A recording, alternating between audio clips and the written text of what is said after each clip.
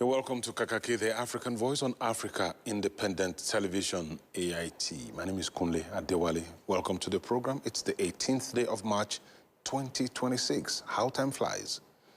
March is almost over. Yeah, March is almost over, indeed. Yeah. You know, I didn't even remember until I saw the... You know, we don't really have dates, exactly. Until I saw the statement by the federal government yesterday declaring the holidays for our Muslim brethren. I said, okay, well, 19 and 18 already or something like that. Yeah, so it's good to be here. Good morning, everyone. I am Onoshorena Obozege, and it's always good to have you join us on Kakaaki, the African Voice. I love the way the name sounds. Sounds like a song. Anyway, welcome to the program once again. Right. Let's serve you what we have for this morning. President Bola Tinubu arrived in London on Tuesday ahead of a two-day state visit to the United Kingdom. Right, the visit is being widely celebrated as it is the first between Africa's most populous nation and its former colonial power in almost 4 decades, in exactly 37 years. Now, talking about that meeting, it is being hosted by the British monarch, King Charles III, who will, with his wife, Catherine, will greet President Tinubu and his wife, Senator Oluremi Tinubu. Yeah, Camilla will join her husband, and then King Charles will later in the day receive President Tinubu at the royal family's Windsor Castle before hosting a state banquet in the evening. All right, Thursday promises to be more business-like as President Tinubu is expected to meet the British Prime Minister, Sir Keir Starmer, where some key business and investment agreements are expected to be signed. Now, President Tinubu on Thursday will meet with representatives of the Nigerian community in the United Kingdom. All right, we'll also, it's important for us to talk about it that this meeting analysts are mixed. They are expressing mixed feelings about the state visit. Many see it as an opportunity to further strengthen an already solid relationship through further cooperation in areas such as trade and security. And others have also questioned the wisdom behind the visit and the size of President Tinubu's entourage, which is always a conversation. So President Bola Tinubu's visit to the UK will engage our attention as we'll be joined by UK-based writer and public affairs analyst Tony Khan. We will also be joined by one of our own, AIT's Ijoma Osamo, who will be keeping us informed on events leading to the historic meeting. When we are done talking to Ijoma and Tony Khan, we will turn our attention to security matters and the multiple suicide bomb blasts in Maiduguri, the capital of Borno State. And that's as 23 people were confirmed dead and over 100 injured in Monday's triple blast in the 3 strategic areas of the city. Before leaving for the United Kingdom, President Tinubu ordered the security chiefs to move to Maiduguri and take charge of the situation. Now, the blasts have received widespread condemnation from within and beyond Borno as the state capital tries to resume some kind of normalcy. So on Kakaaki this Wednesday, to give an update on the situation and what the next moves are, we'll be joined by the Borno State Commissioner for Information, Professor Usman Tar. And remember that you can be part of the program to share your views and your comments as well using our social media platforms on Facebook, X, Instagram, and on YouTube. We are Africa Independent Television. If you type it in full or you simply do Africa Television TV, you'll find us on YouTube, and you could drop your comments so that we can read it here on the program, because it is important for us that you stay up to date with the latest news from around the world. Yes, indeed. Join us, Africa Independent TV. That's the YouTube handle. You can watch us live, and of course you can send your views and comments. You can ask questions if you want, and that means you're part of the program. We would love to read from you, so don't forget to join us. But for now, let's take a break and bring you the world news from our news desk.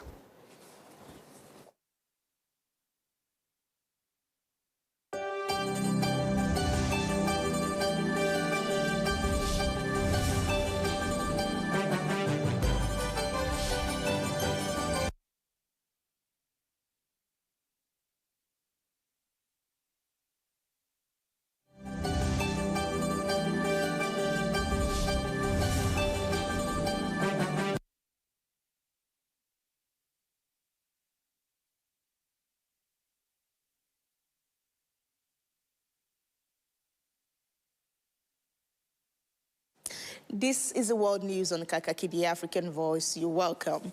We begin the news with the report that after 37 long years, a Nigerian leader will be hosted to a state visit by British monarch.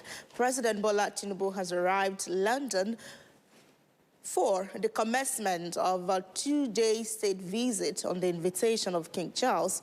The Nigerian leader and his wife, Remi Tinubu, were received at the London airport by top officials, including the UK High Commissioner to Nigeria, Richard Montagram, and those from Nigeria. The president and his wife were received later and driven out of the airport. Wednesday is the commencement of the state visit aimed at strengthening bilateral ties between both countries, which will see President Tinubu hosted by King Charles and Queen Camilla at Windsor Castle. The Nigerian president is expected to hold a bilateral meeting with UK Prime Minister Keir Starmer at 10 Downing Street, focused on expanding cooperation in trade, investment, defense, and cultural exchange. Israel's defense minister says its military has killed Iran's security chief, Ali Larijani, in a strike. Larijani was last seen in public at a Quds Day march in Tehran on Friday. The defense minister said Iran's top security officials and the head of the Revolutionary Guards Basij militia were both killed in overnight strikes in a blow to the country's leadership. Drones and rockets have been launched at the U.S. Embassy in Iraq's capital, Baghdad, which is the second of such attack of the war. The announcement came after the Israeli military had earlier said it had carried out a wide-scale wave of strikes across Iran's capital and stepped up strikes on Iran-backed Hezbollah militants in Lebanon. Israel also reported 2 incoming salvos before dawn from Iran at Tel Aviv and elsewhere and said Hezbollah targeted Israel's north. Iran's 86-year-old supreme leader, Ayatollah Ali, died in an airstrike February 28th, the first day of the war launched by the United States and Israel, and other top leaders from the Iranian theocracy have been killed since then. Iranian state media did not immediately confirm their death. However, it said a message from Larijani's office would be published shortly. Larijani hails from one of Iran's most famous political families. A former parliamentary speaker and second policy advisor, he was appointed to advise Khamenei on strategy in nuclear talks with the Trump administration. He also served as the secretary of Iran's Supreme National Security Council, its top security body.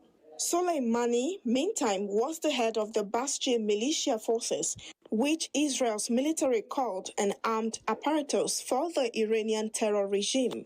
During internal protests in Iran, particularly in recent periods, as demonstrations intensified, Basij forces under Soleimani's command led the main repression operations, employing severe violence, widespread arrest, and the use of force against civilian demonstrators.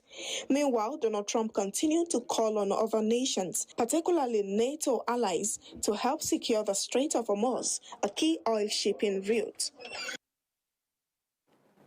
In the third week of the joint U.S.-Israeli war against Iran, Donald Trump faces decisions that could define the rest of his presidency. But if the American commander-in-chief is grappling with a war of choice that seems in danger of spiraling in ways he can't control, those concerns are not playing out in public.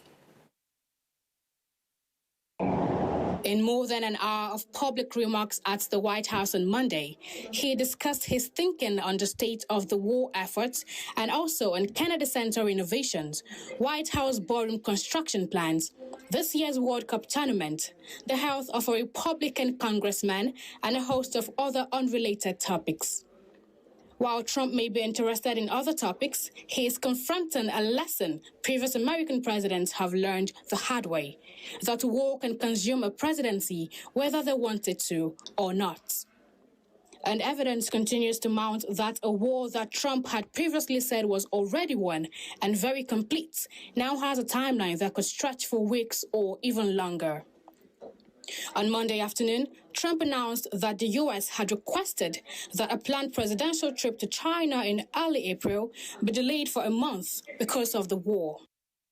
Over the weekend, the president posted on social media that he was forming a coalition of forces to help protect shipping through the Strait of Hormuz, which has been threatened by Iranian attacks. Since his call, however, a growing list of nations, including Japan, Australia, and many European powers, have indicated that they are not interested in joining the efforts. That leaves Trump with the unpleasant decision of whether to more fully commit the U.S. Navy to securing the narrow waterway through which approximately 20% of the world's oil supply passes. At the very least, the war in Iran distracts Trump and his administration from efforts to convince the American public that the president is addressing their economic concerns. And if the cost of gas at the pump, until recently a source of pride for Trump, stays high, it could have dire consequences for his political standing. On the other end of the risk equation for the president is the very real danger that comes with choosing to expand U.S. operations in the Middle East. Sri Lanka has declared every Wednesday a holiday for public institutions to conserve fuel as the island nation grapples with possible shortages in the wake of the U.S. and Israel's war with Iran.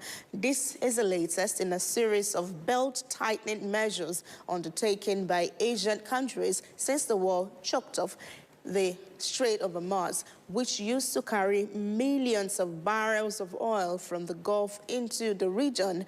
Nearly 90% of all the oil and gas flowing through the strait last year was bound for Asia, which is the world's largest oil importing region.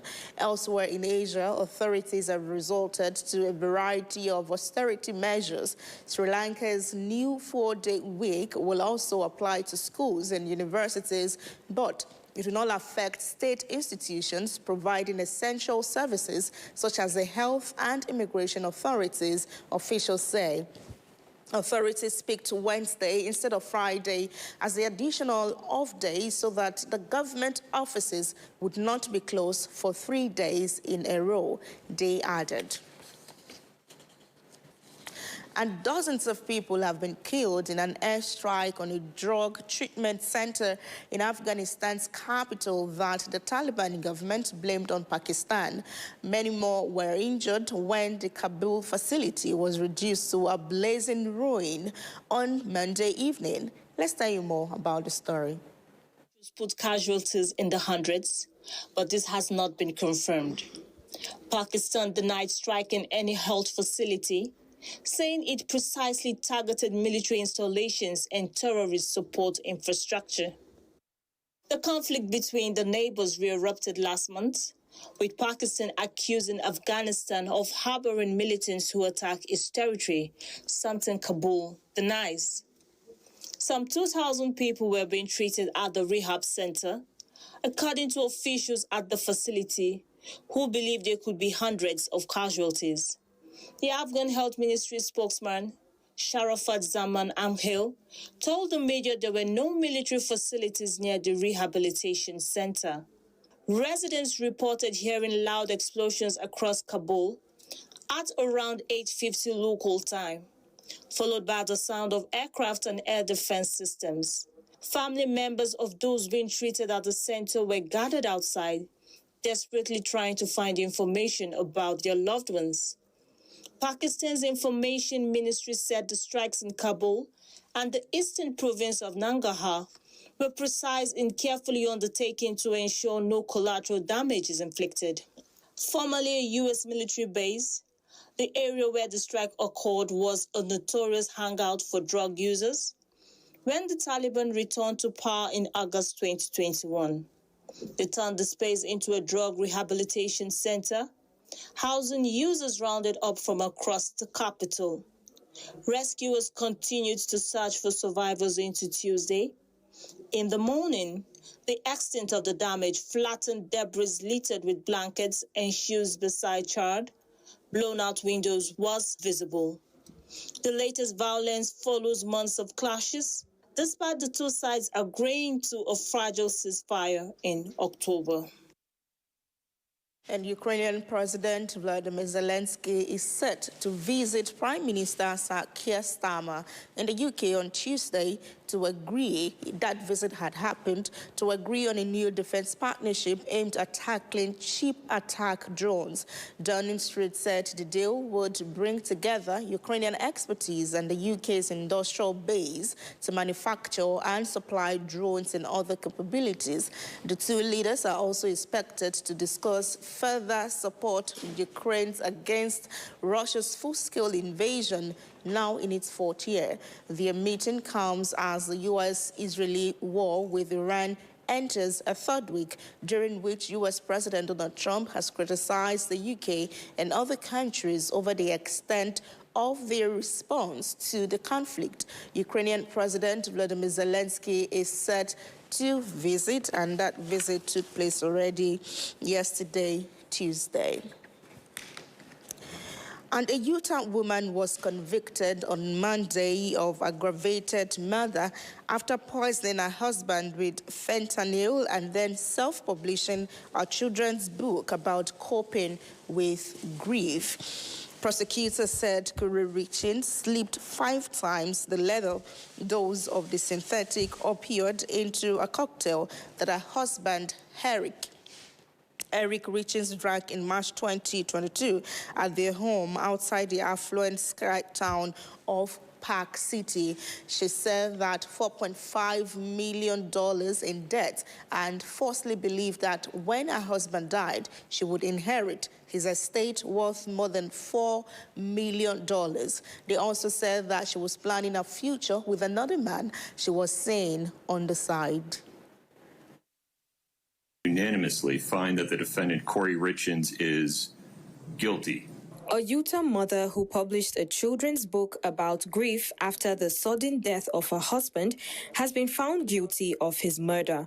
A jury found that Corey Richins killed her husband in March 2022 by poisoning him with a fentanyl-laced drink. The jury deliberated the case for about 3 hours before reaching its verdict on Monday. During the trial, the court heard how Richins, 35, had racked up millions of dollars in debt, had taken out life insurance policies on her husband, and was having an extramarital affair. Officials said Richins was found to have poisoned her husband's sandwich in an earlier incident, nearly killing him, before later increasing the dosage until he died. She was also found guilty of attempted murder over this incident. Richins was arrested in March 2023, 2 months after she published the picture book Are You With Me?, which she said was designed to help people, including her 3 children, cope with the death of a loved one.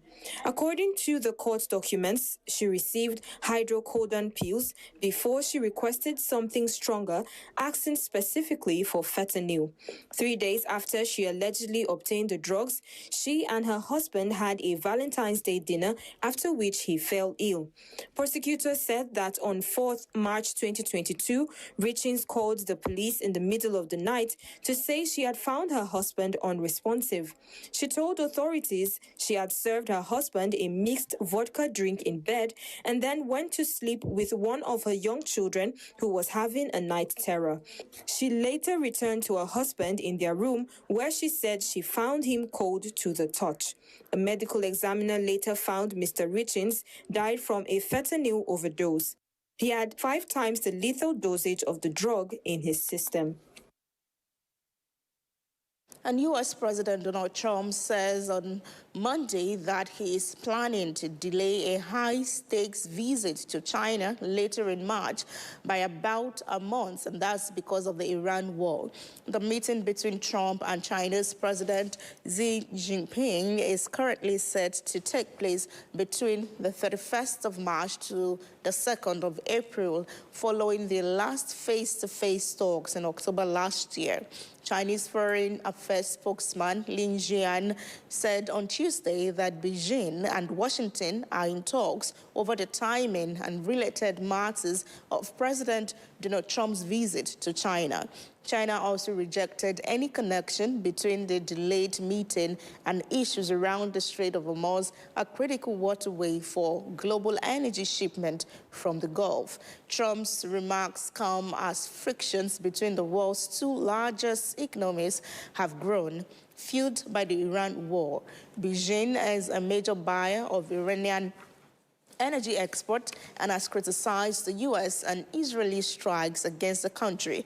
Washington also announced it would investigate trade practices among a list of countries, including China, after Trump's signature tariff policy was struck down by the Supreme Court in February. Millions in Cuba have been left without power after the national electricity grid collapsed on Monday.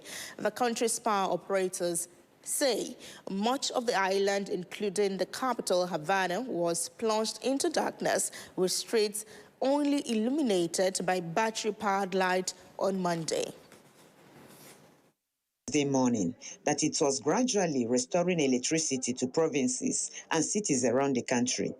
It is the latest in a series of widespread blackouts to hit the Cuban island, where aging electricity infrastructure and chronic fuel shortages have been exacerbated by a U.S. blockade on oil shipments to the communist-run nation. Coupled with shortages of food and medicine, the situation has triggered rare public dissent in the form of street protests, which continued with people banging pots and pans in central Havana on Monday. Unauthorized demonstrations are illegal in Cuba, and those who defy the ban risk being jailed. Cuba, an island of around 10 million people, relies heavily on fuel imports.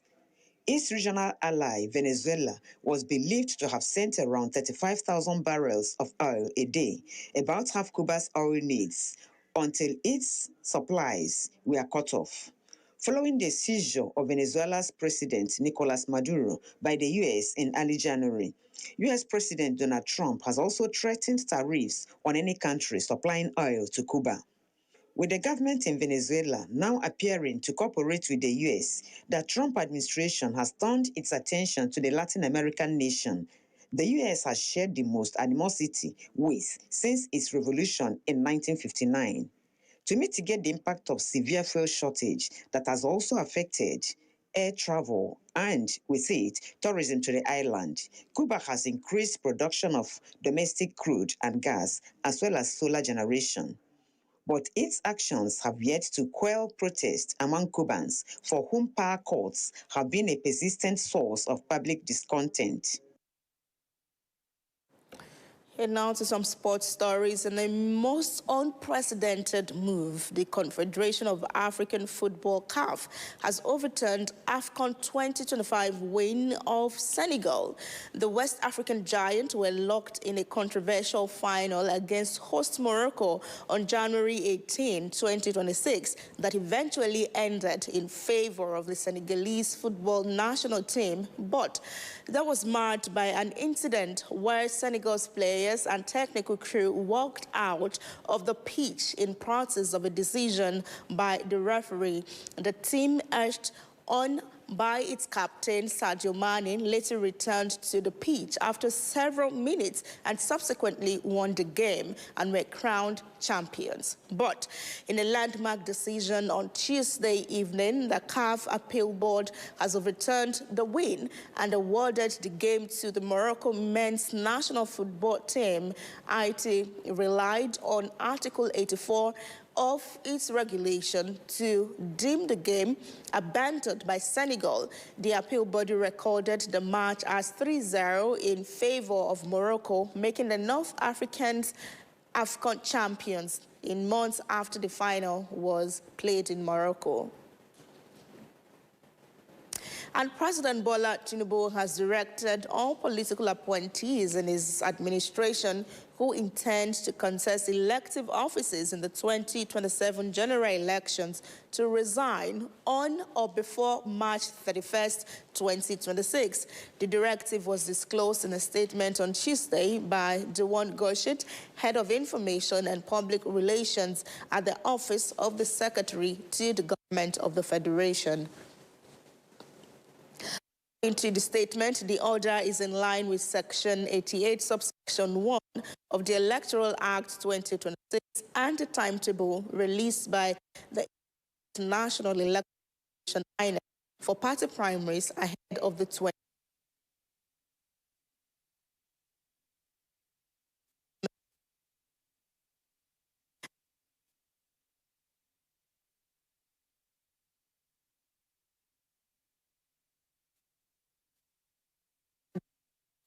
All categories of presidential political seeking elective positions. Those affected include ministers, ministers of state, special advisors, senior special assistant, personal assistant, as well as directors general and chief executive officers of federal government parastatals, agencies, commissions, and government-owned companies. The statement added that all affected officials are required to submit their formal resignation letters through the office of the SGF on or before the stipulated deadline. President Tinubu said the move is aimed at ensuring compliance with electoral laws, promoting transparency in the political process, and providing a level playing field for all aspirants. He also urged all concerned officials to strictly adhere to the directive, reaffirming his administration's commitment to strengthening democratic institutions and ensuring credible elections in the country. At Nigeria's Inspector General of Police, Olatunji Disu, says all networks behind the deadly improvised explosive devices in Maiduguri will be dismantled as security has now been significantly reinforced to prevent any recurrence. The police chief stated this during his visit to Maiduguri, the Borno state capital, where he met victims receiving treatment at the University of Maiduguri Teaching Hospital and assessed the Monday market bombing site and other parts of the state. The attacks, which occurred on March the 16th, left at least 23 people dead and 108 others injured, marking one of the deadliest incidents in Maiduguri in recent times. The IGP's trip to Maiduguri followed the directive of President Bola Tinubu, who ordered service chiefs to relocate to the state and take charge of operations in response to the attacks. He commiserated with victims and families while assuring residents of intensified operations, including increased deployment, enhanced surveillance, and coordinated joint security measures across Maiduguri and its environs. The IGP also held strategic engagement at the Borno State Government House and the State Police Command Headquarters to strengthen response and public confidence. Now, a group known as APC Mandate Activists has expressed displeasure over the recent rail mishaps, particularly the most recent incident near Asham along the Abuja-Kaduna rail service, where a coupling failure left more than 20 people injured. At a media briefing, the group's spokesperson, Okori, said it was unfortunate that Monday's mishap comes on the heels of others, including the train derailment at Itakpe in Kogi State. He said they are not more isolated glitches, but signs of incompetent management. The group wants a Senate probe into past incident concluded, and the public hearings accelerated with recommended corrective measures and a full report by the Transportation Ministry on past incidents. These are not isolated glitches. The Senate has already opened inquiries into derailment. Yet, passengers receive little communication and safety lapses continue.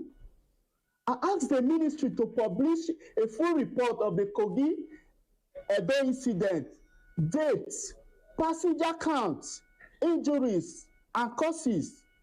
Accelerate the Senate and House of Representative committees, public hearing, and release corrective actions.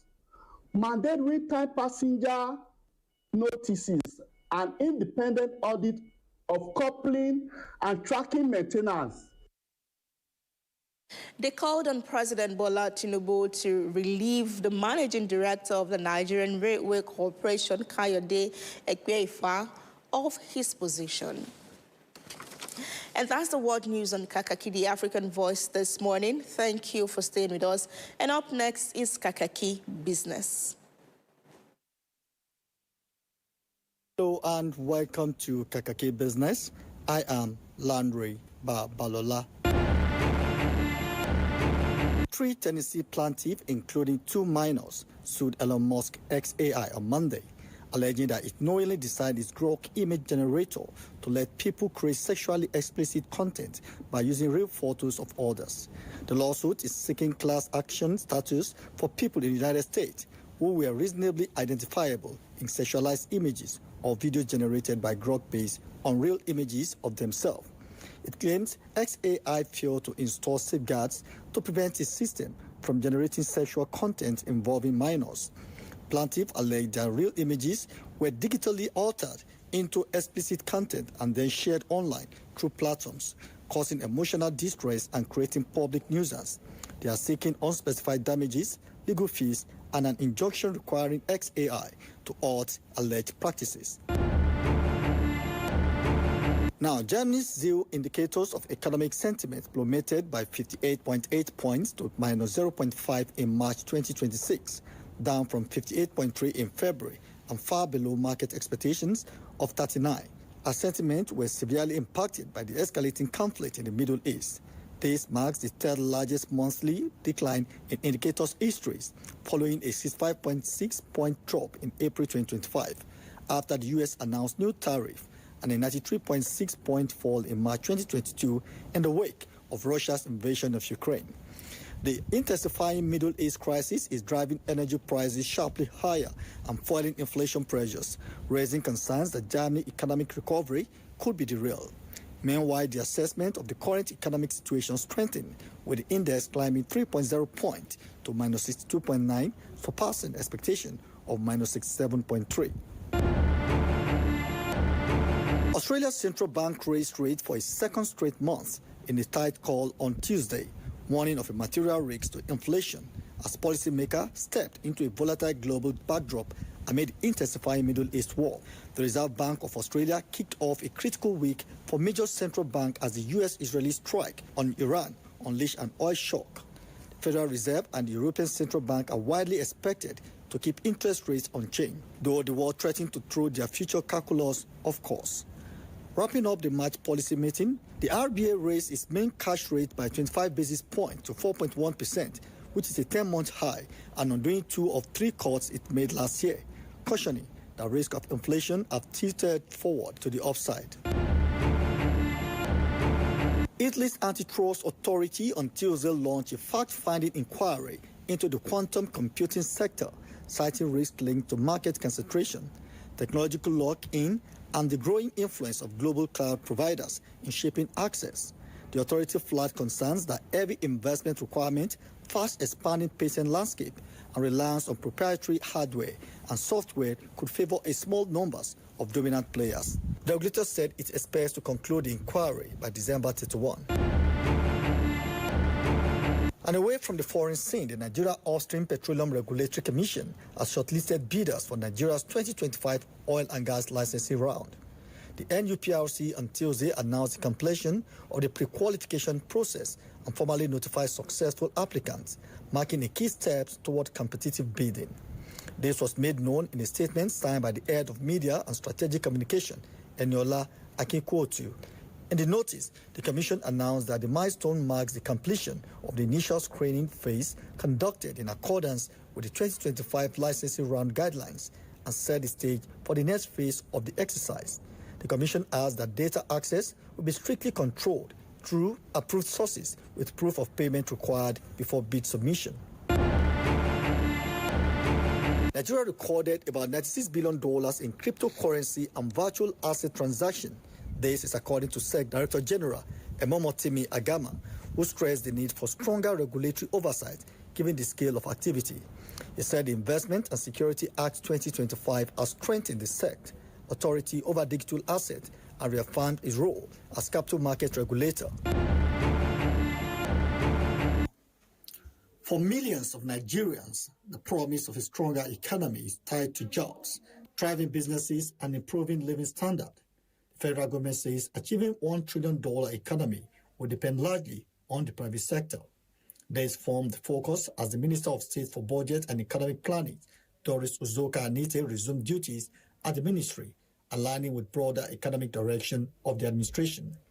Speaking at the event, the Minister of Budget and Economic Planning, Abubakar Atiku Bagudu, emphasized that about 95% of growth required to reach the target will come from the private sector, with government focusing on policy stability and enabling environments. Bagudu noted that ongoing economic reforms are designed to boost investors' confidence, drive productivity, and support long-term growth. On her part, Uzoka Aniti assured that the ministry will strengthen coordination of national development plans, align fiscal strategies, and deepen collaboration across all tiers of government. She added that investment in infrastructure, security, and key sectors will be critical to unlocking Nigeria's economic potentials. Nigeria's economy is currently valued at about $375 billion, with the government targeting significant expansion through reform, diversification, and increased productivity.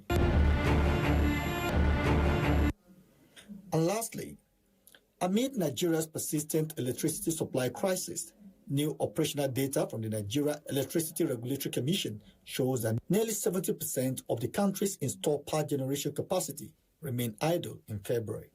The development underscored deep-rooted structural challenges in the power sector, with far less electricity available to homes and businesses than the nation's installed capacity suggests.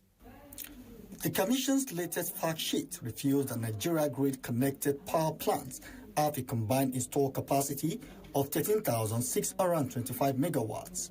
However, only 4,384 megawatts were available for dispatch during the period, representing a plant availability factor of just 32%. This means that about 9,241 megawatts of installed capacity was unavailable, highlighting a significant gap between the country's theoretical generation potential and the actual electricity supplied to the national grid.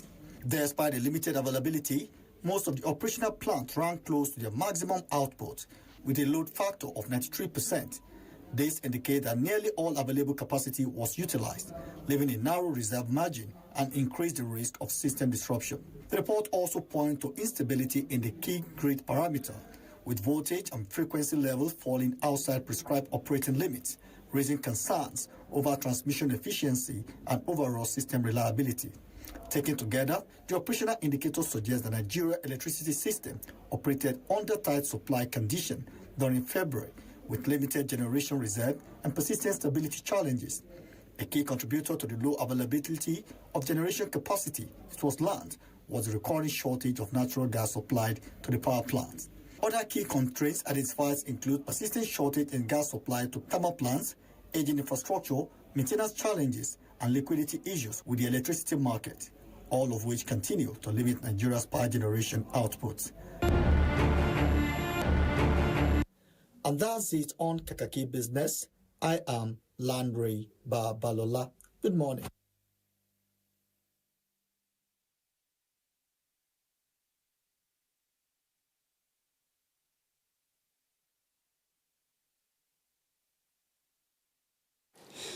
All right, thank you very much for staying with us. And of course, thanks to Larry for that package there.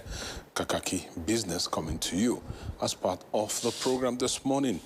Well, for most Nigerians and most people across the world, sports lovers, football lovers, we all witnessed something that we can call unprecedented, as the Confederation of African Football, CAF, overturned the 2025 AFCON win by Senegal's Teranga Lions.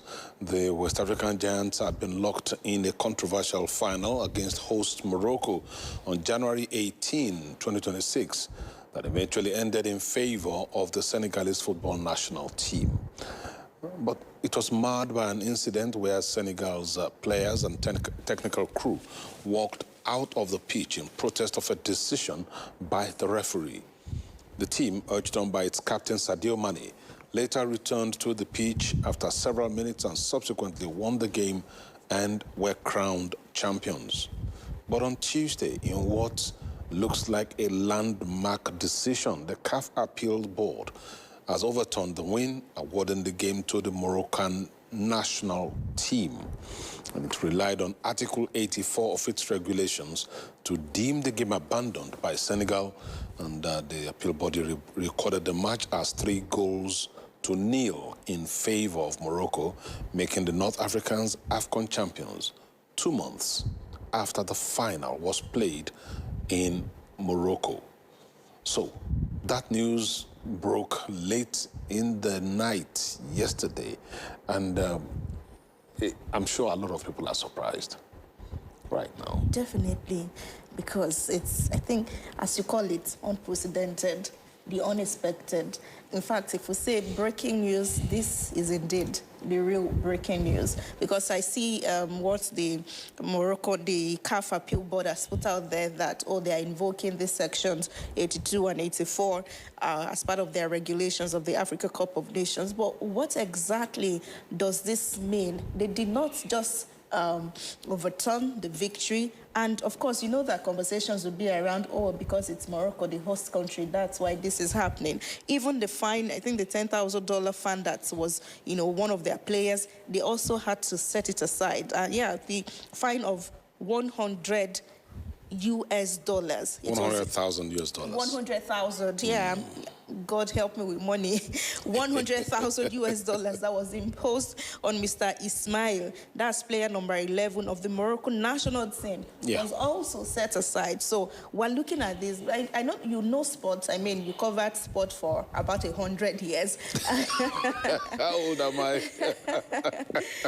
Could you take us to 2 months ago? Because the question and the conversation is that, they walked out of the match only for them to return. Walking out definitely means that we are done. We're no longer interested.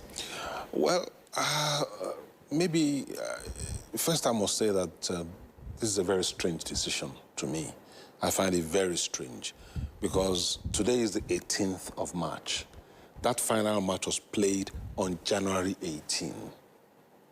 That's 2 months. Exactly. So 2 months less 1 day after a game had ended, CAF's appeal board now rules that that match was deemed abandoned.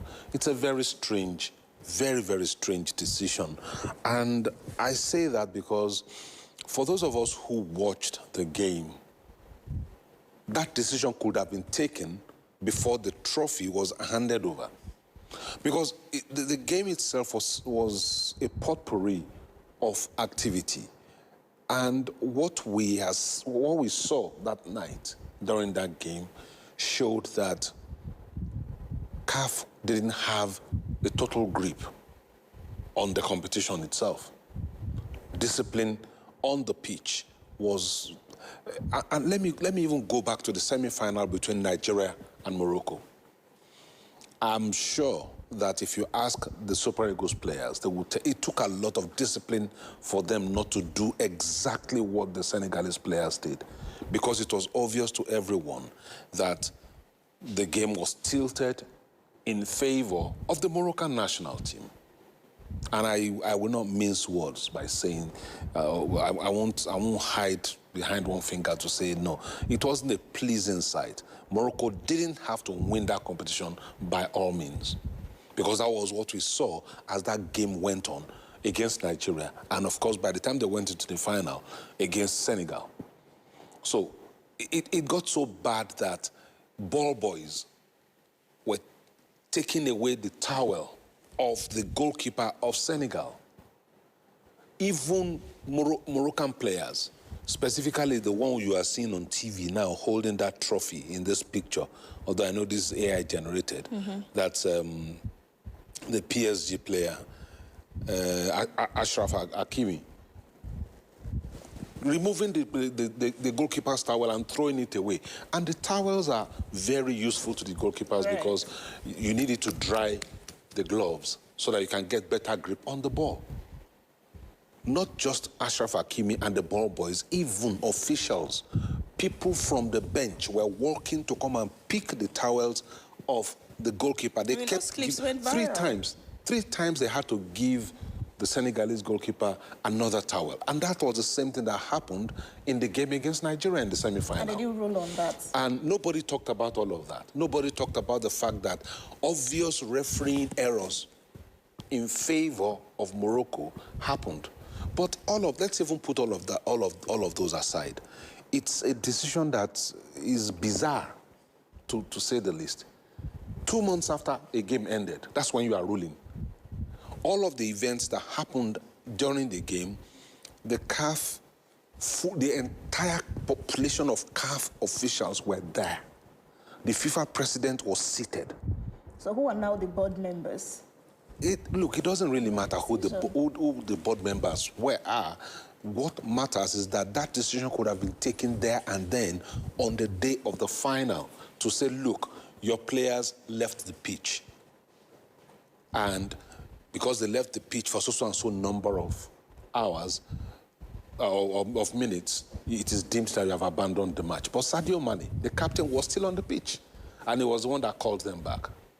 Now, as the day goes on, today, I'm sure that today we'll get to see, we need to even look at that Article 84 itself. What does it say? Yeah, what does it say? 84, yeah. Article 84 is talking about when a match is deemed abandoned by the player, by a team. The officials and players of the Senegalese team walked off the pitch, but not all of them left the pitch. So, but it's even the timing that's the problem now. Because if they had ruled on that day, that evening, that look, we're not going to award this match to Senegal because you left the pitch. For 10 minutes, over 10 minutes, that match was held up. Can we even look at what this means for African football? Because reactions already, even though the statement came out late, were around, oh, Africa is cooked. Africa is not it right now.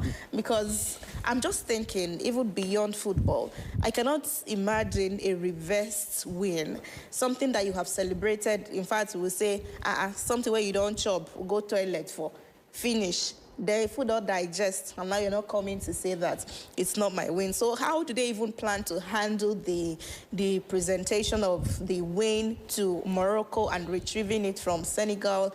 Like it's such a picture right now in my head. I'm not even worried about retrieving the trophy and all of that. It's the ramifications of the decision concerning African football itself, concerning CAF's integrity itself, that worries me. Up until that competition, everybody had, if you listen to most analysts and commentators, they talked about the fact that Morocco was hosting everything in sight. And if you also recall, just about 2 weeks ago, the CAF Women's AFCON was postponed until July. After all the participating teams had gone to camp, the Super Falcons were already in camp. In fact, they had played the 2 warm-up matches against Cameroon. They were built to play other matches. They were built to prepare for the competition. So a lot of questions around the politics that is behind the scenes. That's what people are talking about. And let me tell you, a lot of African players who ordinarily would love to apply their trade in Europe and other parts of the world, this is one of the reasons why many of them are not signed. I mean, that's a lot of goals right there. 3-0 in favor of Morocco. All right.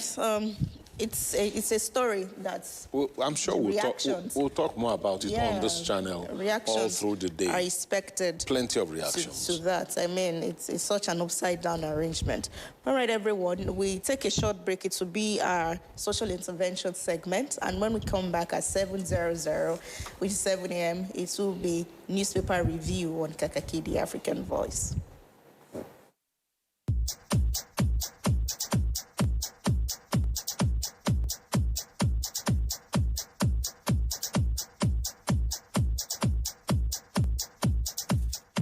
Hello, everyone, and welcome to Get Fit in 60 Seconds with Dolly Phillips. Now, everyone has 60 seconds in every day to spare. So if you're ready, let's go! Time. Super job. Well done. Well done! I hope you had a great workout. Anyway, what I need you to do is to follow us on Instagram at Alpha Fitness Studios and subscribe to our YouTube channel, Alpha Fitness Studios, for free workout videos, free dance videos, sales and promos, and make sure you join us at the gym, Alpha Fitness Studios in Lekki Phase 1 next time you're in Lagos. So until the next time, bye-bye!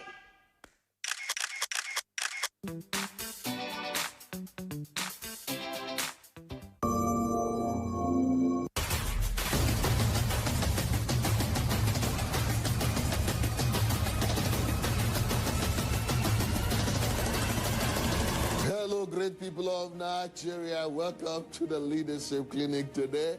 I'll be speaking on the power of delayed gratification in leadership.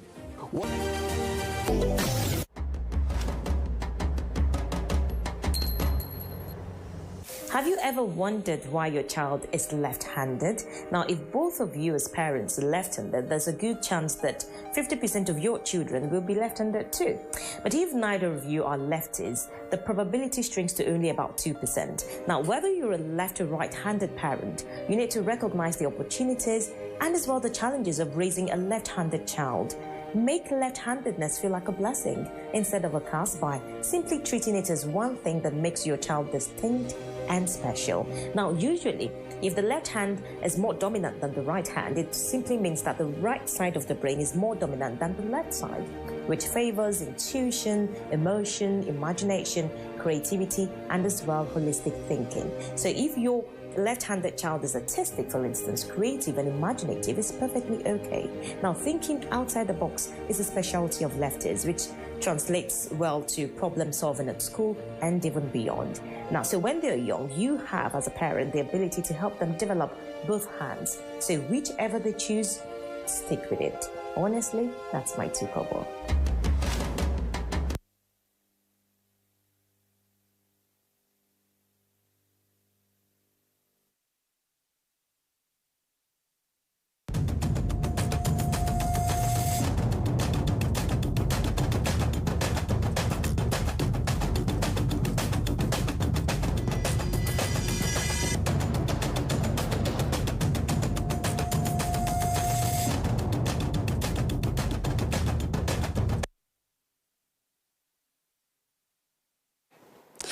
All right, 7 a.m.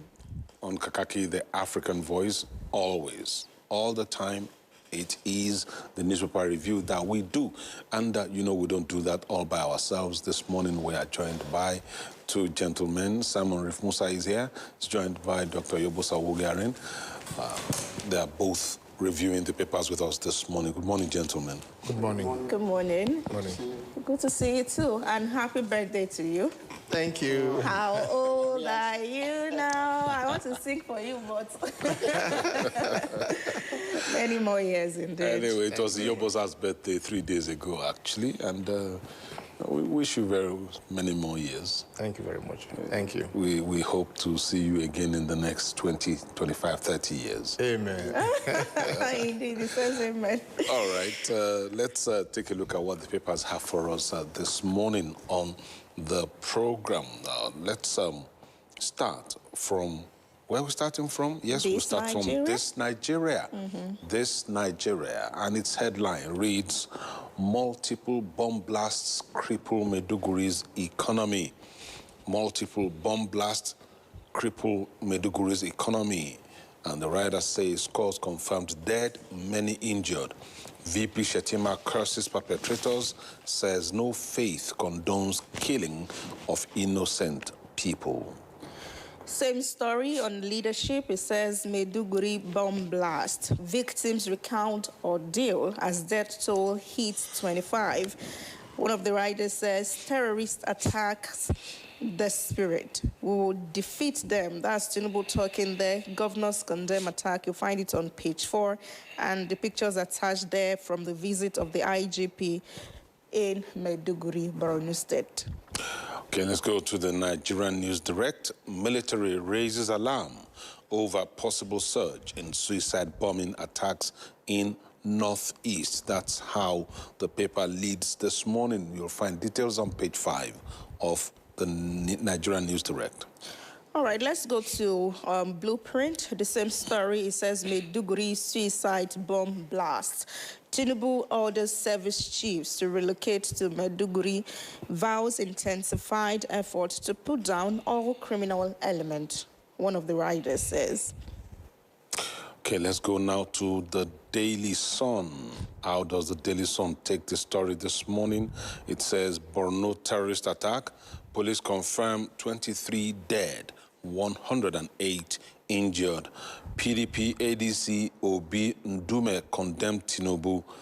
President vows country will not succumb to fear, directs security chiefs to go after attackers. You'll find details of that story on the inside pages.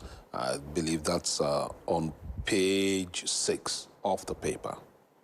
And from Daily Sun, we cross over to New Telegraph. It says, insecurity, military warns of terror threat, urges vigilance ahead of Salah. Says terrorists have deployed multiple suicide bombers to Maiduguri. Relocates to Borno, Tinubu orders service chiefs. Okay, let's go to the Daily Asset now. And its top headline there has nothing about the bombings there. You have an economic story. Tinubu signs £746 million MOU on trade, investment, defense during UK visit. Deal covers UKEF NPA. That's the rider there, and you'll find the details of the story on page 2 of the paper. And the Daily Monitor says, UK visit, return home, focus on protecting lives. ADC tells Tinubu, accuses top government officials of prioritizing politics over national safety. And just down below there, we have insecurity. Atiku Amechi slammed Tinubu over Maiduguri blast. President focusing more on opponent than security. That's Atiku saying that. And ex-Rivers State governor is saying Tinubu's government killing Nigerians. Abandon London, return home. ADC accuses Tinubu administration of negligence amid bloody bombing. That's how the Observer's Times leads this morning. And of course, you see that casualty figure right above it. 23 killed, 108 injured as multiple explosions hit Maiduguri. You'll find that story on page 3. But then, looking at the main headline itself, the writer says, party slams president for state visit, while Borno mourns 23 dead, 108 injured. ADC demands mandatory compensation for victims of terror to enforce government accountability. That's the Observer's Times this morning. All right, we'll cross over to Daily Global. It says, Tinubu directs political appointees seeking elective positions to resign March 31. The Standard Times is the next one. 2027 elections. Resign by March 31. Tinubu orders political appointees seeking elective office. You'll find details of that on page 3 of the paper. And to the Authority, it says, Shetima Obasanjo Jonathan attends Soludo's second-term inauguration. Vice President lauds governors' contributions to nation building. And on page 3 of that, you have Tinubu arrives UK for state visit. On to the business NG now. Nigeria civil servants push for 154,000 naira salary amid rising costs. That's the top story. Their details flows from page 1 to page 2 of the paper. And of course, right underneath that, you see Nigerians struggle as fuel hits 1,330 naira per litre amid rising food costs. And here's to cross over to our last paper for this morning, Al Jazeera, Nigeria, midweek. It says Eid al-Fitr, Sultan directs Muslims to watch out for moon as Ramadan enters 29th day. And the second rider says federal government declares Thursday, Friday, public holidays. And that lead story is on page 9 of the paper this morning. Anyway, public holidays for some of us that are we are not members of the public. We have no business with the calendar. Security agents, journalists, nurses and doctors, medical personnel, all essential services, we get to work whether it's a public holiday or not. But gentlemen, let's look at the issues this morning. And the one that takes the cake is this headline on this: Nigeria, the Nigerian news director and leadership, multiple blasts cripple Maiduguri economy. Simon, yeah. Somebody called you official spokesman of. Let me not say. Let me not say it. But how do you see this? Because we keep hearing that the situation, we are on top of the situation, and we are taking charge. But the news coming from the Northeast, to be in particular, they're not very cheery. Only about a week and a half ago, we were hearing stories, reports of how 5 commanding officers of the Nigerian military have been killed, and that's not cheery news at all. Now, 25 people dead as of the last count, 108 injured in Maiduguri. Honestly, it was devastating. And coming on the eve on the very day our president left for the UK, I think focus will now be on that incident. The military has come out to say that there are still threats ahead of the Salah and even ahead of the 2027 elections. Let me tell you, it's not just Maiduguri. This insecurity is transmuted into it mutates. Like if you come to the Northwest, it's all about kidnapping. It's all about abductions. Just yesterday, we were told that if 30 million naira was not paid as ransom to people that were kidnapped in Kaduna State, they were going to be killed. All this form of insecurity is something that is very frightening. We live in a nation where, at the present state, it's difficult to hope. Because we've seen security coming again and again, saying how they have devastated Boko Haram, Iswap. But you see these people coming back in full force.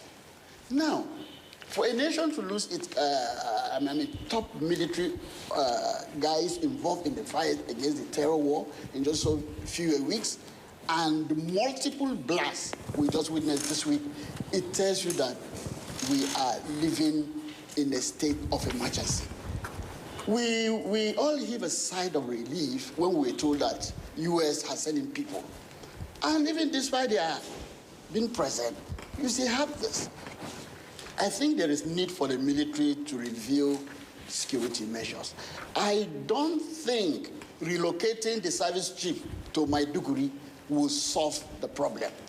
In the first tenure of Buhari, the former chief, the then chief of army staff, took the flag of Boko Haram that they have taken over Sambisa. What has happened to Sambisa? Is it that Sambisa cannot be overrun by the military? It's not just enough for them to go and attack, then they withdraw, and these people will come over and possess the same place again.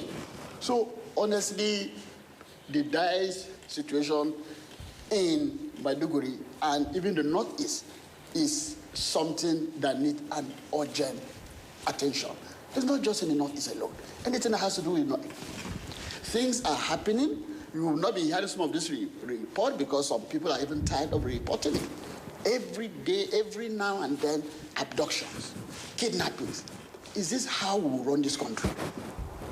I think that's a question we need to ask ourselves, because I don't see the way things are going. 2027 may also be threatened, because when you have too much of these things, then people get disappointed, they get frustrated. And like I said, it's becoming very difficult in Nigeria to even have hope. Government will simply talk and talk and talk, and the next thing, you hear bomb somewhere. And you ask yourself, what's happening? And government also has done its part in availing the insecurity of all the funding that they need to have. So what's the problem? So I think we need to review the security things in Maiduguri. Get people involved. Because it seems as if there are two forces that are fighting for the lives of this country, of this very nation. So we need something to be done fast. If it means the president coming back from the UK, let him come, because no investor will come to a country where there is insecurity. All right, let's come to you, sir. In all of this is happening, and then my constituents, as I like to call my friends on social media, they've said, now we have the NSA accompanying the president outside. The defense minister is also not in Nigeria, seeing the president off to the UK for the historic state visit. And now we also have the army look at how the New Telegraph puts it, that insecurity, military warns of terror threat, urges vigilance ahead of Salah. And one of the writers is saying that the army is saying terrorists have deployed multiple suicide bombers to Maiduguri. I mean, how do we marry all of this, and what's the way out, really? It is quite sad, very sad. Now, if you look at the incident that happened in Maiduguri about 2 days ago, you begin to understand the agenda of those terrorists. You know, if you look at the way terrorists operate, they don't strike where they will not get publicity. They go for where they will strike, they will get publicity, there will be many casualties. At the end of the day, the media focus on it, and that's what gives them joy. That's what embodied them to commit more havoc. Now, if you look at where they carry out these criminal activities, one, it was in the marketplace. The second one was in the front of the gate of University Teaching Hospital. Right. And the other one was flyover, so the post office area around the flyover. And that's where you have people in crowds. So they believe that when they strike, there will be more casualties, and people will be angry. I mean, their own agenda is to create fears in the minds of Nigeria, and that's why they are very happy. While Nigerians are mourning, the terrorists are happy. That is their mode of operation. And unfortunately, we'll continue. Every day we'll continue to talk about this insecurity. And unless something is done drastically to fight these things, it will continue. If you look at it, in the last 20 years, this has been their pattern, especially when we are approaching election. You remember during the Jonathan's, when we were approaching 2015 general elections, this insecurity escalated, and the whole idea was that, oh, Jonathan is clueless, is incapacitated, he has no solution to the insecurity across the country. And because of that anger, Nigeria transferred that aggressions against Jonathan, and Jonathan lost the elections.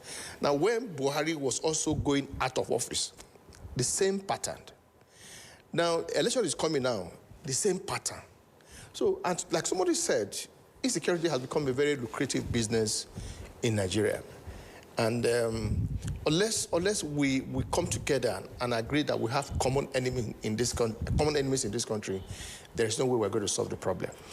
Somebody talked about the strategic political officers relocated to London.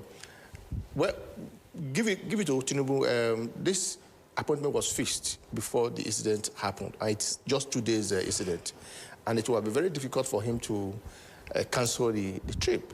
But my worry is that virtually all the top security officers, the national security officers, the Minister of Defense, and virtually all the governors, my correspondent from UK, our rights correspondent from UK confirmed yesterday, virtually all the governors are in UK, you know. And this is at the time we have serious issues to deal with in Nigeria. Yesterday, the Vice President was also in Anambra to attend Soludo's second term. I thought because the President is out of the country, the Vice President would have quickly, visit the scene of the incident, give the assurance that the federal government is, even though they keep on telling us that we're on top of the matter. I think I expect the Vice President to be in Maiduguri yesterday. He's from that place, to give. He was former governor of the. Yes, exactly. In fact, that's where the issue of terrorism started. Yes, it started there. So I expect him to abandon the Anambra's event yesterday and go to Enugu. Borno State, and see what he can do. But by and large, the responsibility of tackling the insecurity across the countries, lies with the security chiefs. And I expect them to be up and doing. Because at the end of the day, we are talking about human beings here, not animals. And there's no guarantee that, I'm not a soothsayer, but there's no guarantee that similar incident will not happen tomorrow or next tomorrow, God forbid. But I think we need to do something about it. Like, if we discover that we don't have enough capacity to deal with the issues, for God's sake, we have seen other countries, including Pakistan, that has a similar experience, hiring mercenaries, hiring private army to help them deal with the issues. So there's nothing to stop Nigerian government. Let's forget about this ego. There's nothing to stop Nigerian government from hiring mercenaries or private army to help deal with these issues. The sentiments you've expressed now, Yobosa, I think our viewers are also saying similar things. Let's look at a few of the comments that we've gotten already. Victor Temba says, multiple bomb blasts in Maiduguri. Meanwhile, our president is more interested in visiting the UK at this critical time, and there may end up in his country in France. David Aboki says Tinubu flies over killing fields to London and directs security chiefs to relocate to Maiduguri. Mayakomo Vudu, my president, should suspend his trip to the UK after the bomb blast in Brno. And we need to read what Victor Kebata also says. Says King Tinubu doesn't care about Nigeria and Nigerians. If he does, he would have cancelled the UK Jamboree. And I can go on and on reading these comments. And these are the sentiments that Nigerians are expressing, because they see that, look, it's like the proverbial, the famous saying, narrow-fiddled while Rome burnt. That's how Nigerians are seeing it from the comments that we're looking at here on our YouTube channel. But let's move on to something else, another story now. Of course, we need to quickly run to look at them because time is of essence. UK visit, return home, focus on protecting lives. ADC tells Tinubu. Daily Monitor, Observer's Times.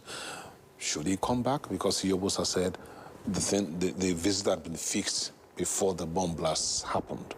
But what do you think? Well, I think there was a time the United States President Ronald Reagan was to visit Russia, one of this country. And I think something happened. And he called up the troops. He didn't go there. So for him, it has to do with the life of an American. So for that, he refused going for that trip. So what I like it, I think the essence of governance is for the welfare of the citizens. And anything that touch on them, I think the president should show a kind of feeling. He should he should act in a manner that will tell that will tell the world that he cares for the life of the citizens. I think I would have preferred maybe he stayed one day and then maybe cut short the trip and come back, because as it stands now, what we need is all hands must be on deck, and where the buck stops is on the table of the president. So in a situation where the Minister of Defense, the NSA, and all other people are with him in London, definitely it does not sound too well. It doesn't sound too good. But there's nothing wrong for him to cut the trip maybe by a day and then come back to see how he'll be able to rally and salvage things that we have seen. Because things are happening, and if nothing is done, it's quite sad. Because these guys are determined. They can do anything. And the military is warning. And the military also is warning. You understand? We have this, instead of them to come and tell, okay, this is what they've done, this, planned strategically, in silence. They are also warning. Maybe they are adding more tension to the already, dark moment. So I think the president should cut his visit, maybe by a day, just to show sympathy to those that were killed. And to the injured. We see that across Nigeria. Let's just situate it to Nigeria only, maybe not Africa, that this is sort of a celebrated visit because it's used where every media outfit wants to say, oh,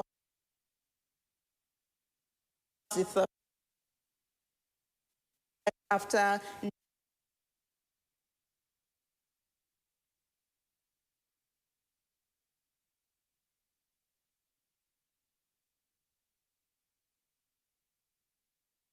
revived by the it sounds interesting, but as you mentioned earlier, we have the vice president at home. Should the president return to face this, or what even can he do even if he returns, or should he cut his visit short by a day, or the vice president should, be the president at the moment and run things? No, if you look at the ugly incident that happened in Maiduguri, there's no way you would not agree with the sentiment being expressed that the president is out of the country when Nigeria is on fire. And even left with security men. Yes, security with men. Yeah, so that sentiment is resonating with Nigerians, and including me too. But the truth of the matter is that, like I said, in this kind of official engagement, the visit was fixed, and look at the personality involved, the Queen, the King of England, the Prime Ministers and all that. So things were arranged, and it was suddenly the event happened, It will be very, I'm not a spokesperson for the president, but it will be extremely very difficult for the president to put up that event. In any case, it's just a 2 days official event, yesterday and today. So I expect that by tomorrow, the president should be on his way home. But my worry is that in the absence of the president, you have the vice president, who is from Borno State, two-time governor of that state, a former senator representing that area. And I expected him to be in Borno State yesterday, rather than going to Anambra State, to attend a mere swearing ceremony of a governor, Look at the visit of the president. Look at the way media frame it. Historic visit. What's so historic visit? What was so historic about the visit of the president to London, because he was going there to see the King of England? I think we celebrated, like you said, Nigeria. We celebrated so many things like this. If it is an official engagement, just go there with few of your staff, rather than moving the entire government from missionaries to London. Virtually all the governors are there. Yesterday maybe they are funding themselves, because as I read, about 19 or so. Yeah, they were struggling to shake hands with the president yesterday. All the governors funding themselves. Are they spending their money? They are spending taxpayers' money. Or we have almost about 11 ministers that accompany the president to UK. Doing what? Doing what? You have National Security Advisor there. You have the DG of the NIA, they are there. You have the Minister of Defense, they are there. The spokesperson to the country, Idris, the Minister of Information, they are there. Alake is there. For God's sake, what are they doing there? What are they doing there? And these are something that you can even send a permanent secretary to go and sign on your behalf and fix the problem we have in this country. So whether we like it or not, empathy also matters a lot when you are having this kind of thing. And as I speak to you, the dangerous aspect of it is that our military who are in the battlefield fighting the war are demoralized. Imagine 3 commanding officers killed in just one day. To kill 1 commanding officer in the battlefront is a serious national security issue. Not to talk of 3 that were killed just same day. So as I speak to you, our military officers are also demoralized. So what the government should be doing, what they should be concerned more about now is how do you boost the morale of the military, of the security agencies, so that we don't succumb to these terrorists. All right, let's bring in some of our viewers on YouTube, starting with Ebony Francis. It says, see, let's be realistic. Tinubu's presence has nothing to do about it, and I want to believe the bombing was timed by those insurgents because the president was traveling, but VP should have gone there. Absolutely, I agree. Yeah, so Anida Nudo, it says, so it's the trip more important than the lives of those lost. What is Iyobosa saying? And Peter Okechukwu says, governance in Nigeria is business. Unless the attacks affect their business center in Aso Rock, they wouldn't mind enjoying themselves. And Stockinther says, no real leader would go and be shining teeth abroad while his people have died like this. And for Michael Movudo, he says, why will almost all important people in the government travel with the president? Are they going there for birthday party or just to snap pictures and come to Nigeria? Ekeng Bassi is saying, Mr. President will not come. He will go to France, bet and see. Those are the thoughts online. Okay. So many comments here still. Justin Kwatse says more than 20 people were killed in Jatoaka, Benue State 3 weeks ago, and the traditional media refused to report it. Stop this eye service. So many comments there. Let's go back to treat one more detail. The president has asked every one of his political appointees who want to seek elective office to resign. And that's on the front page of the Daily Global and the Standard Times. 2027 elections, resign by March 31. Tinubu orders political appointees seeking elective office. Yobosa.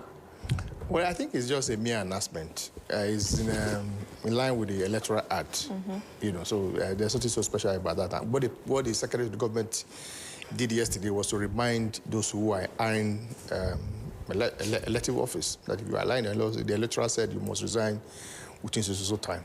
So what the Secretary to the Government of the Federation did yesterday was to he brought that to the notice of all people who aspire, political appointees who are aspiring to, civil servants, political appointees who are aspiring to any elective position, to resign in line with the Electoral Act. Some governors have also done that. In my state, for example, Edo State, the governor did that some weeks back.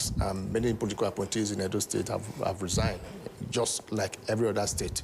So that of the federal government was issued yesterday by the Secretary to the Government. So there's something so special about it. Yeah, and that's the expectation. Yes. Maybe we should steal the remaining minutes to talk about CAF's decision on Morocco and Senegal. We'll be remiss if we don't talk about it. And Senegal, 2 months after that match in January 18, CAF Appeal Board woke up last night to say that they are now awarding 3-0 to Morocco and retrieving the win from Senegal.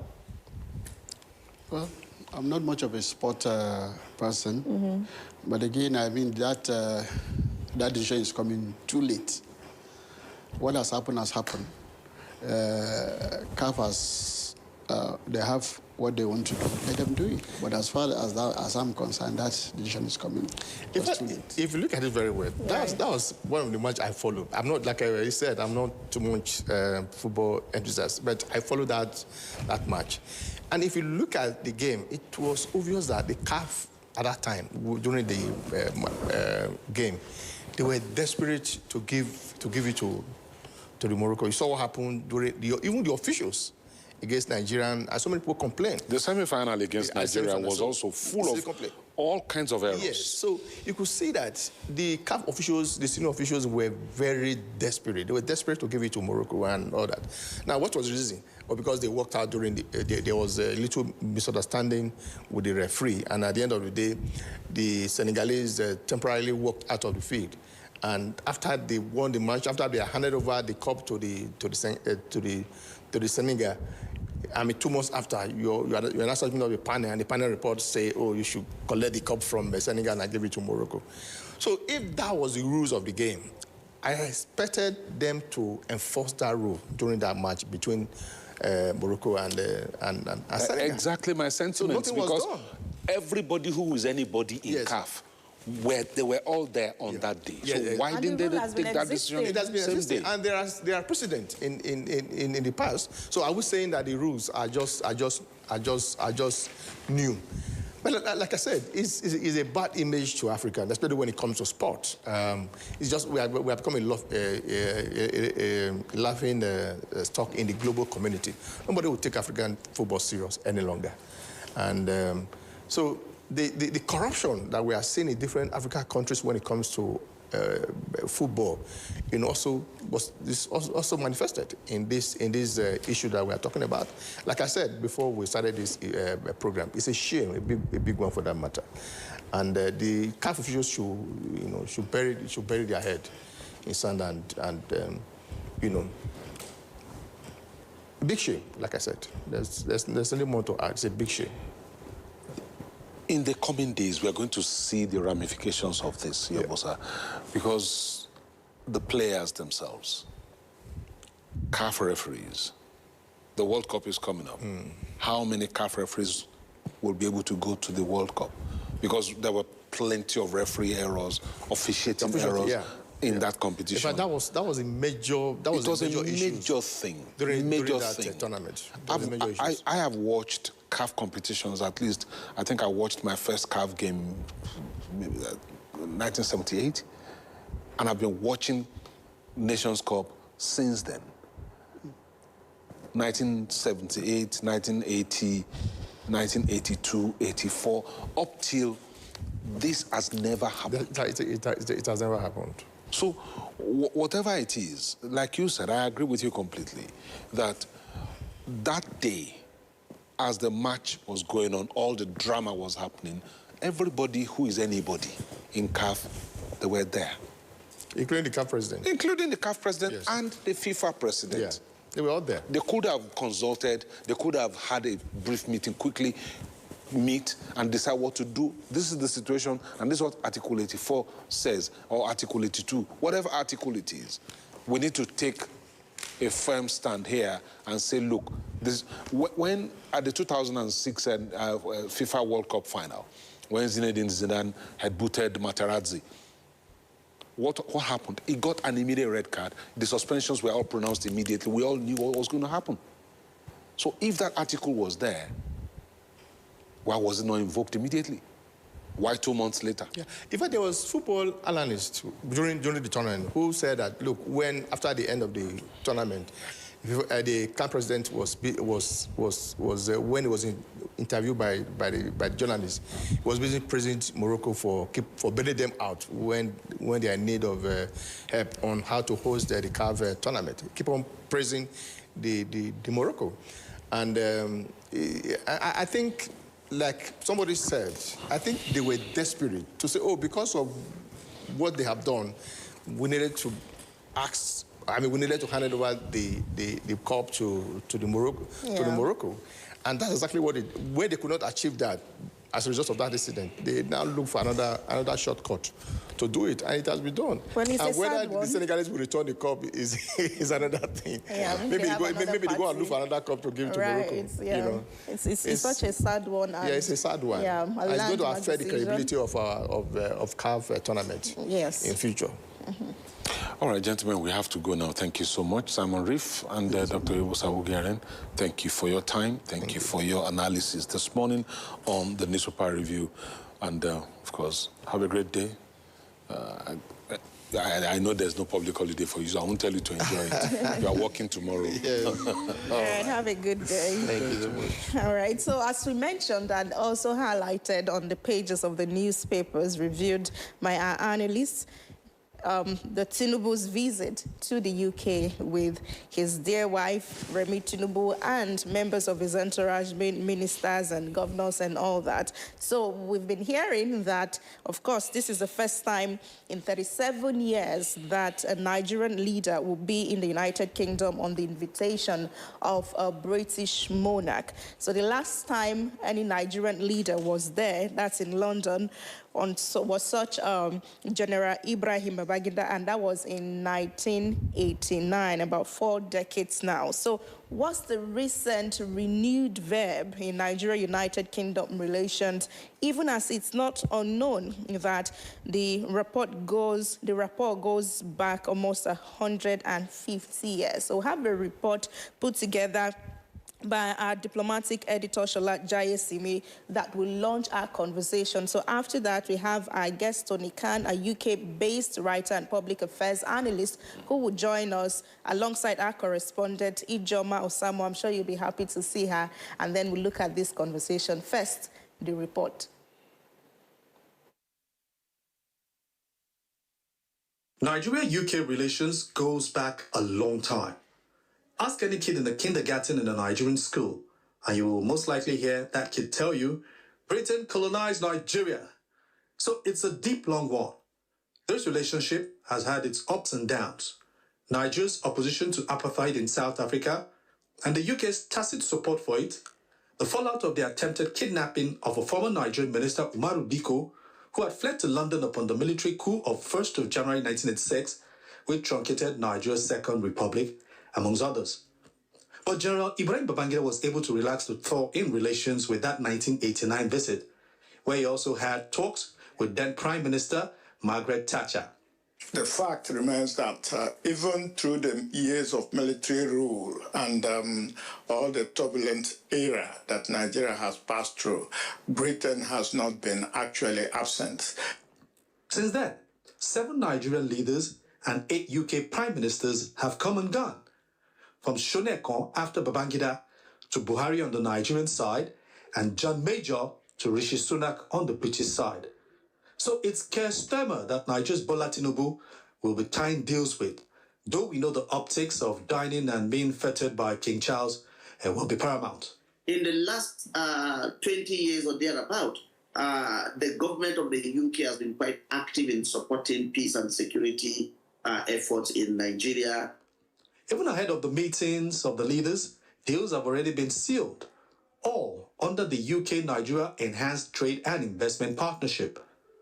UK's Trade Minister, Chris Brandt, and his Nigerian counterpart, Jumoke Oduwole, have been putting pen to paper in London in areas such as technology, fintech, and IT. Nigerian fintech companies are said to also be making investments. The British High Commission in Abuja in the statement said bilateral trade between both countries now stands at an all-time high of £8.1 billion per year. So Wednesday is the commencement of the state visit. Shola Jayesimi, AIT News, Abuja. All right, let's talk to Tony Khan now, who is joining us from the UK.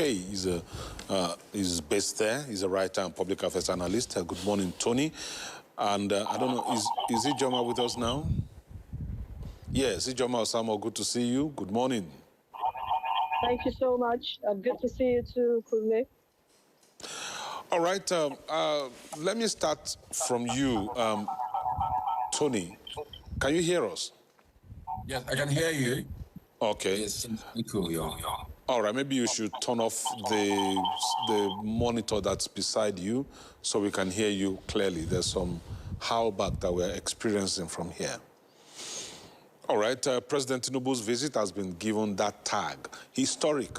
And like Rena said when she was taking the intro to that report, 37 years ago was the last time when a Nigerian head of state, President Ibrahim Babangida, visited the UK. Why is this all so important? Why has it become something that is being celebrated like this? I mean, first, it's a Nigerian style. You know, we like to celebrate things. We like to do things big. So it's not surprising. But the fact is that it is a historic visit. After 37 years, he's coming back. Remember that the president was here on exile as a pro-democracy activist under Nadeko. Imagine you leave a country as somebody who was in exile, and you come back, you know, being feted by the king and the prime minister. So it's historic. It's also important at this point in time when we're having this whole geopolitical tensions across the world. We need to realign, you know, our relationships and know who our friends are and how, you know, we can, you know, forge linkages in terms of trade, diplomacy, in terms of cooperation. So on so many levels, this is a big deal. Nigerian-UK trade was 7.9 billion pounds last year. It's huge, but still UK didn't make it to the top 10 of Nigeria's non-oil export countries. So there are so many things that can be achieved through this visit. All right, Ijoma, let's come to you. It's super good to have you join us this morning. Myself, I'm excited, and I know that some of your viewers and your lovers will be so excited as well, because on almost every live program, they've been commenting, where is Ijoma? I see now that you will be a spokesperson for yourself, representing yourself. But let me ask you, are you close to Windsor Castle, that's where all of these events will be happening? We're hearing a certain number of the president's entourage. Speak to us what you've noticed and the atmosphere right there in Windsor Castle. Yes, I am at Windsor. If you take a look behind me, you can see some of the road signs there. It's telling you Windsor. That's where I am now. As of last night, 3 a.m., I was at the president's hotel but I couldn't see him. He came earlier, before that time, I think midday, and the entourage was actually a large one.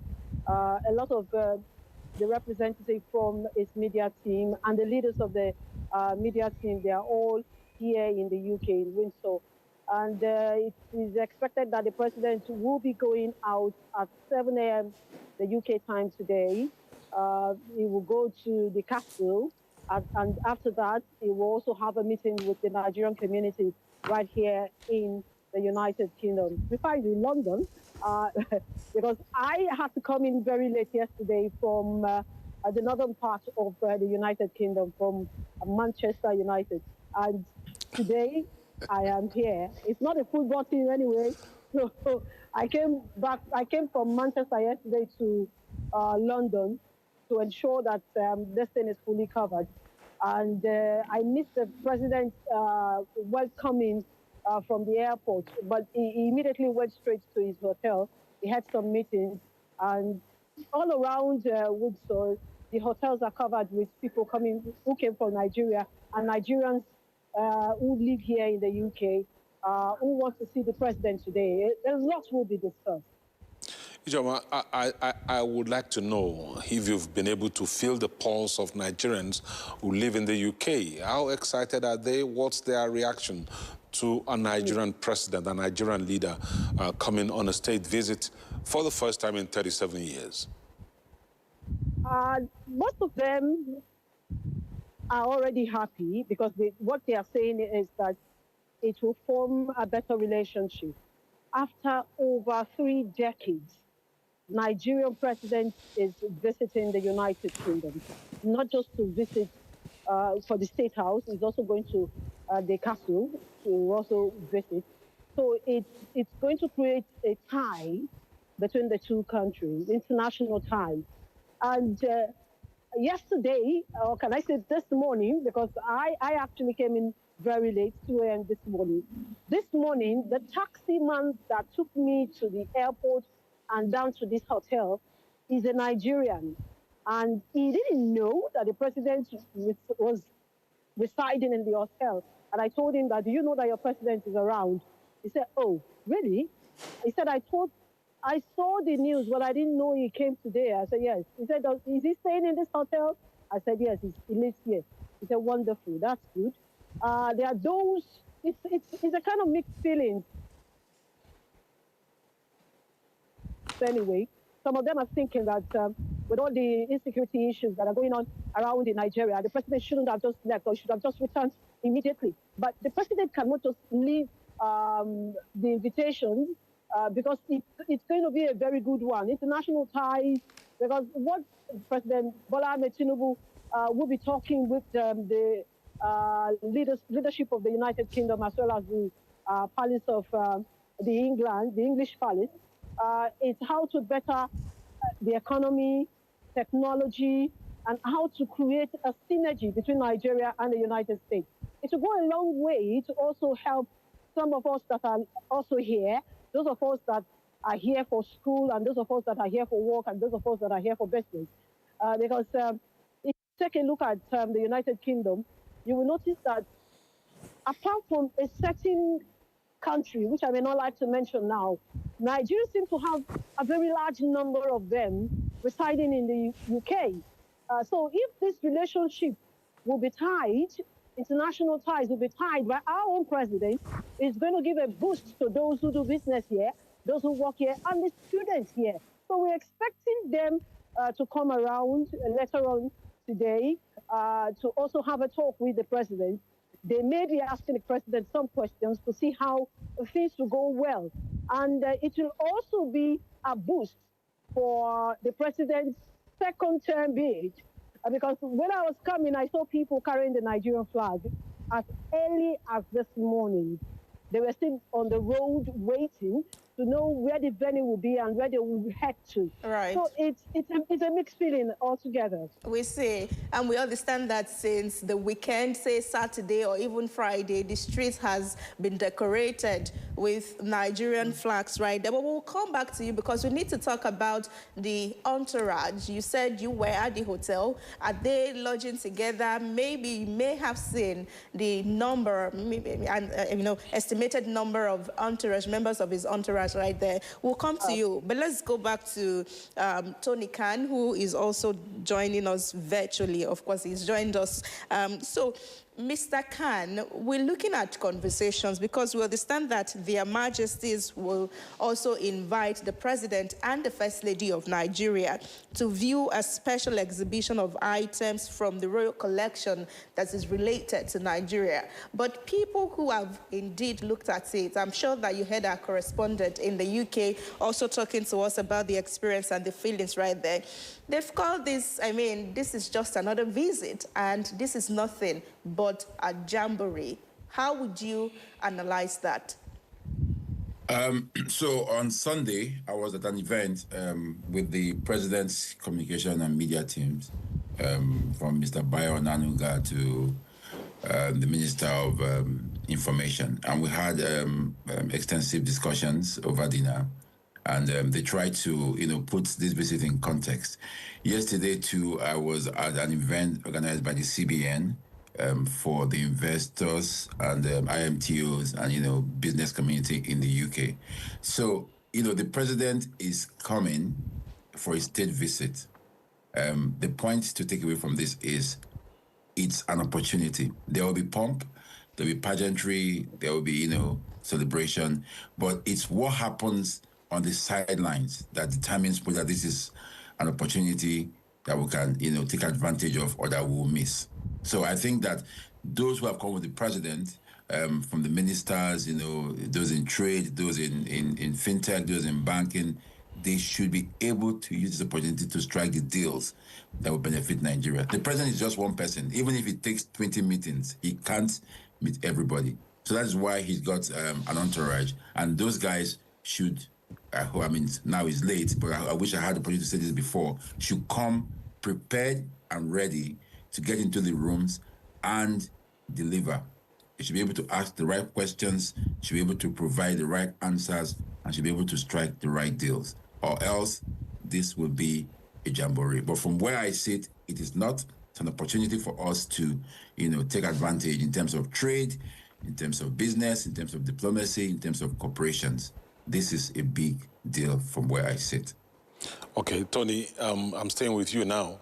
A lot of our viewers who are watching us on YouTube as we speak have commented on the president's visit. And some of them have said that the president shouldn't actually have gone ahead to visit the UK, given the fact that multiple explosions happened in Maiduguri on Monday, and that was just hours before the president's departure. So what do you think? Is it enough to say that because of those explosions, the president shouldn't travel? In public relations, we call it optics. So sometimes the optics doesn't look quite right. But the fact is, this was planned months ago. I think that canceling it on Monday would have, been a diplomatic farce, in some way, because, the UK government, the king, they're all waiting for him to come. So in that sense, I would say, finish the visit. Maybe if you're going to spend 5 days, spend 2 days and head back to Nigeria. That would be my own advice as somebody in public relations. But it was not, this is not a social visit. It's a state visit planned ahead of time. And if you also remember, the UK is also involved in some way in defensive maneuvers in Iran. There were discussions here too whether the king was going to cancel this visit too. So, well, the two countries are facing some violent eruptions. But here we are. It's a historic visit which they should take advantage of, and then the president can hurry back to managing the country. All right, let's go back to our correspondent, Ijoma Osamo. Ijoma, are you aware, do you have an estimated number of the members of the president's entourage right there? Because we know that, of course, we have the guys in business, like the Minister for Trade, Business and Investment. She's there.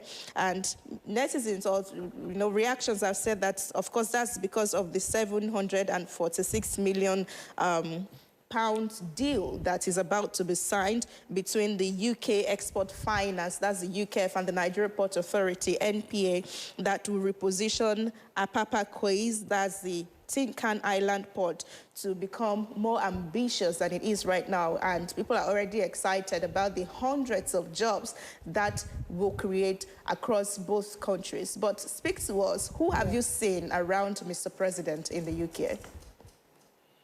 I think so far, I've heard a number of people that are on his entourage. But all I know is that ministers are here, some governors are here, the media team here, the media director and all of them, they are here. And I have also seen people hang around. Those who came on their own, they didn't come with the president list. They are also here too. For the president, they came all the way from Nigeria, sponsored their journey themselves. It's a large one because it's an historic visit. And since it is to create ties, economic ties, you talked about the business and the deal that the UK will be signing with one of the most populous nations in Africa. And President Bola Ahmed Tinubu has been someone people here, those who are his lovers, describe as being working for the prosperity of Nigeria. Aside for those who also see one or two itches to say, oh no, if the president needs to do this, president needs to do that. So his visit to the United Kingdom this time, aside the pomp and pageantry that the others, my other person on the Zoom also said, is a lot to take home. It's a lot. It's a plus to us in Nigeria, a big plus, because it will also create a mark for us, not just for those in this country, but for the economy of the country too. The UK is not a country that just going to such visit and such a discussion with other countries, but it is actually a success story for Nigeria, aside for those who are also saying, no, the president shouldn't have left because of what has happened back home. But I must tell you, in the past, we used to see people come on the street to protest, but it's been peaceful right here. No protest. People who come here, they just carry the Nigerian flag, singing and dancing and say, oh, this is good. Even some very urgent Nigerians, I saw them hanging by the road, some of them by the bus stops. And I asked them, where are you going to? They said, well, I'm going to Windsor. When I was coming from London, Victoria, I saw a lot of them there with a little bag that they are going to see Mr. President, that they have questions for Mr. President. So I'm looking forward to what will happen later today. His visit to the State House, his visit to the castle, as well as his visit, his meeting with the Nigerian community. So we want to see what we will take out there. But I cannot specifically point my hands into the number of people in his entourage. I can't specifically do that, Rena. All right. Okay, Tony, I'm sure you've been watching the events. Like you said, you were in some meetings with a number of Nigerian government officials, including Bayo Ononuga. Was it yesterday? So in the course of the last few days, before President Tinubu's arrival, how much of B2B meetings have happened? What are the things that you think Nigeria stands to benefit from this, apart from the talk around the port infrastructure in Lagos, the Tin Can Island and the Apapa Wharf infrastructure in Lagos, that's going to be re-engineered. What other things will Nigeria gain from this? So yesterday, I was at an event with the CBN governor and the Minister of Finance. It was a day-long event. 7 Nigerian banks were in attendance alongside NIPS and the NGX. It was a gathering of the who is who in business in the UK, from JP Morgan to S&P to all the banks in the UK were there. Nigerian banks, it was they had a closed-door meeting for about 2 hours. Then they had a full public session. So what I was saying earlier, I mean, like to speak to the question she asked, there's I had an email last week, a press release that was showing that the president was coming with about 86 people in his entourage in the secretariat they're setting up in London. And we all thought it was a lot of people, but when you look at it, you don't have the kind of opportunity every time. I mean, people say I'm not a fan of the president, but I think that when you're doing this kind of visit, you have to take advantage. So if it's coming with a large entourage, the question I want to ask is, those on the entourage, do they know what they are doing? Because if you walk into a room now and you don't have the right answers, an opportunity is missed. Yesterday I spoke to Gray, who is the head of West Africa for UKEF, and he was saying to me that the two things are happening in Nigeria. One is that there are reforms, things are changing, but then they were not reporting it transparently, and that opacity is what is stopping the external business community from coming into Nigeria. So I think that work is being done under this administration, but I'm not sure it's being communicated well. And this is an opportunity for them to sit down at the table, face to face with people who have money, who want to come to Nigeria and invest, and tell them the positive stories of what's happening in Nigeria. So if there are 80 people, if there are 100 people, they should all get to work and make sure that their trip is not a waste, that their trip is not a jamboree, that the trip they've come for will bring tangible outcomes. That is what I think I want to see from this visit. All right. So if we can quote you, it would be that not less than 80 people from Nigeria. He actually said 86. Yes, I just want to counted, in Secretariat, 86, not less than 80 people joined the president. Oh my God, taxpayers' money. We really have to see return on investment on that. But let's go back to Ijoma. As I come to you, I like to read some comments to you. Ijoma, the football lifter on our YouTube says, "See my Ijoma, oh, good to see her again. I didn't know she's here in UK with me." The footballer, she is Ijo Samo. You may want to connect with her on social media. Conscience too says, "Good to see Ijoma after a long time. IJ, have you relocated permanently to the UK? Good luck to you." All right, we like to thank. Tell them I am not relocated. I am still a Nigerian. And I love my country. They can hear. They can hear you. They're watching you. I need to just. I need to build global connection. We understand. And global reportage, just as you're doing right now. All right. Thank you. Thank you so much, Ijoma. All right. Good to see you again. Yes, good to see you too, Ijoma. Thank you so much for talking to us this morning. And of course, Tony Khan, we thank you for being part of the program this morning. UK-based writer, public affairs analyst, we thank you for your time this morning.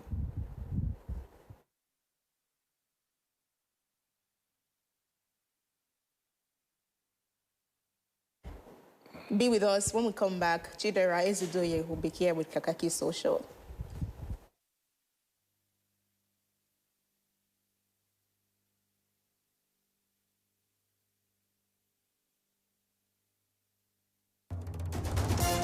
Focus Nigeria.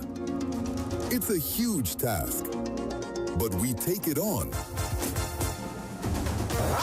That is the law. National Assembly is not doing hearing on insecurity in Nigeria. It is America that is doing hearing on insecurity in Nigeria. Monday to Friday on Focus Nigeria, we identify the nagging issues. So people put people in poverty deliberate misplacement of priorities and brought people on their knees to suffer. We seek answers to the tough challenges. And because of the former president, what I know is that he has not turned his membership card. He has not been attending your meeting. Leave that to us to deal. There's no shying away from from the The issues. system is held accountable. The leaders are accountable for the funds, for the resources that they manage. No sitting on the fence. The same thing that made you live where you are may confront you. Focus Nigeria, 10 a.m., Monday to Friday on AIT.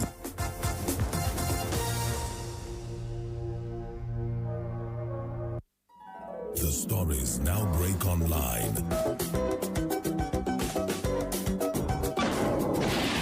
Don't miss anything from our real-time updates and exclusive content. Follow and participate in discussions on live TV studio programs to shape the narratives. Subscribe, engage, and share from AIT.live at AIT_online on X, AIT Online on Facebook, Official AIT Live on Instagram, TikTok, and Threads on YouTube.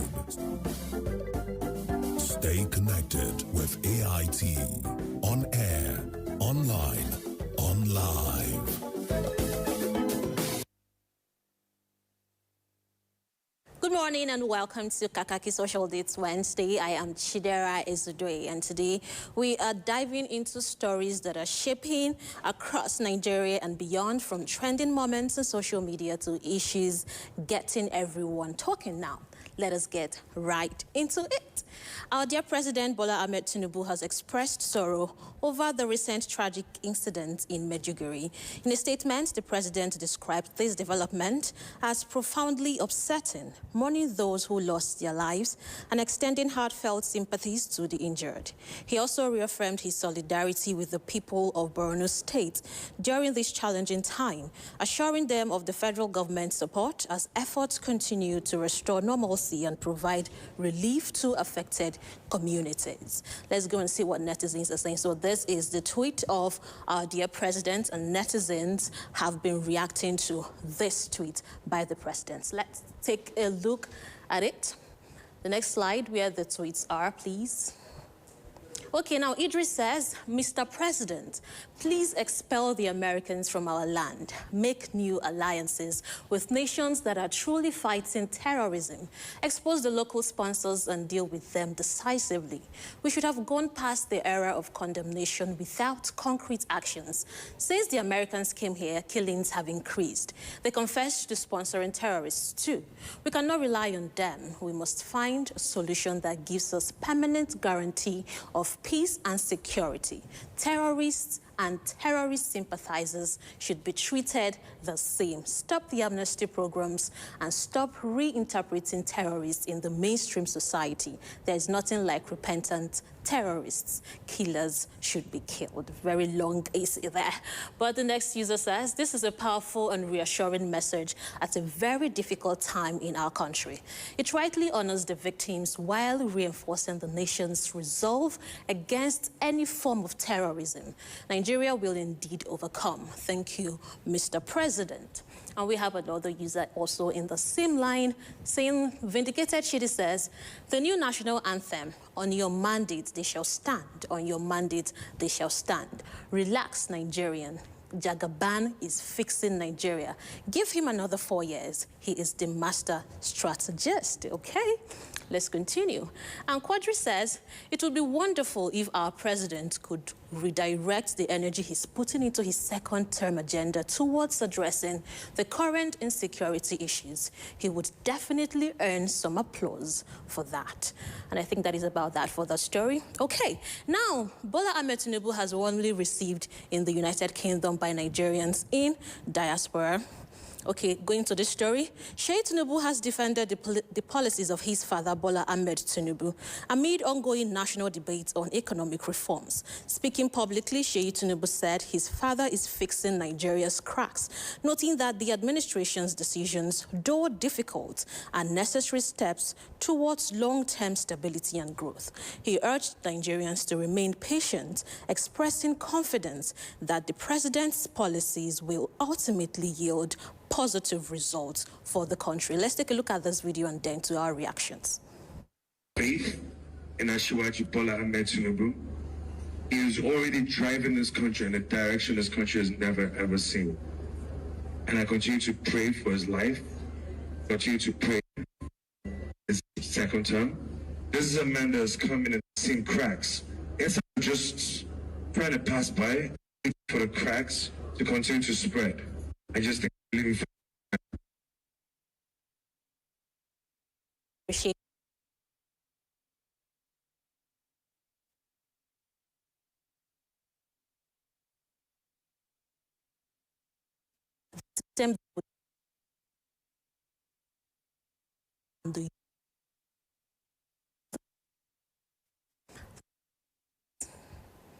And Godrim says, leadership isn't judged by words, but by how much better the people are living. Hope is good, but hope is good actually, but Nigerians are asking for visible improvement, not just promises. Faith is not the issue, results are. And she says, I love Nigeria. And we have another user saying, I don't think Nigerians are open to promises anymore. No electricity. Now, what faith can a man keep in darkness? And nobody in government is saying anything. So we have moved from 5 to 10 hours of power to nothing. And we have another user. Collective Artworth says, ask yourselves this. What policies has he implemented since in office to make it easier for the masses? Is his administration holding local government officials accountable? We should have kidnappings, bad roads. We still have kidnappings, bad roads, no water, no light, and poor education. What did he achieve in all these years? Unemployment is still high. We are used to suffering being the norm. They are all failing us. Lamentations and lamentations and lamentations. But then let's continue. Now, Bola Ahmed Tinubu has been warmly received in the United Kingdom by Nigerians in diaspora. Supporters gathered to welcome our dear president, singing the popular On Your Mandate anthem, created a lively and celebratory atmosphere. Now, this reception highlights continued backings from segments of the Nigerian community abroad as the president engages in official and diplomatic activities in the United Kingdom. Let's take a look at this video.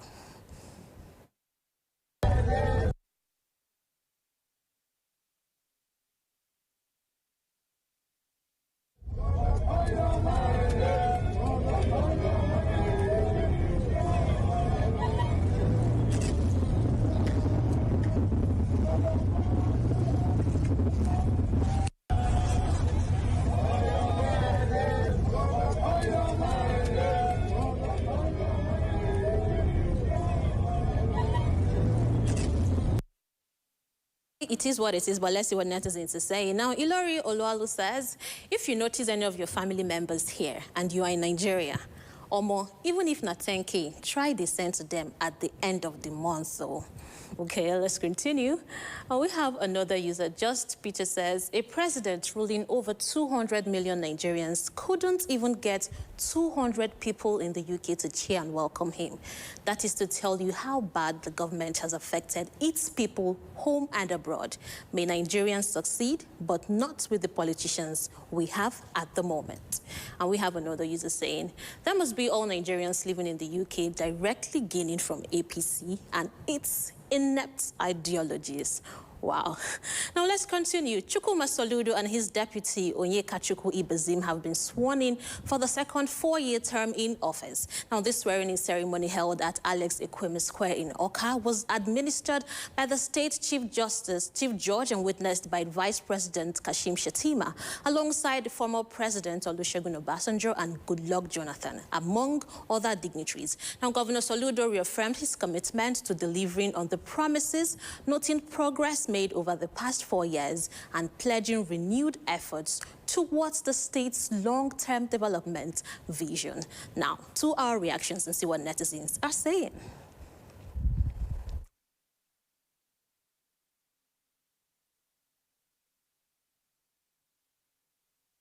Tommy says, this is a big moment for Charles Soludo, wishing him a successful second term. And we have another user saying almost the same thing. Our next reaction, please. And Ezezi says, going for inauguration of a governor who closed Onitsha main markets because of sit-at-home that commenced demolition. With the emoji. And we have another user saying the same thing. Okay, the next reaction, please. After this, we have another reaction. Okay, now civil servants across Nigeria are calling for a new minimum wage of 154,000 naira alongside a 20% review of all allowances, citing rising economic hardship. Labour representative. Now, the representative says that this demand reflects current realities, including inflation and the increasing cost of living, which they argue has eroded workers' earnings. They are urging the federal government to urgently engage stakeholders and implement policies that will improve the welfare of public workers. Now, let's see what netizens have been saying concerning this development about our new minimum wage. Okay, I think we'll go on a very short break. We have a little technical issue, but when we come back, we'll continue with the rest of the story.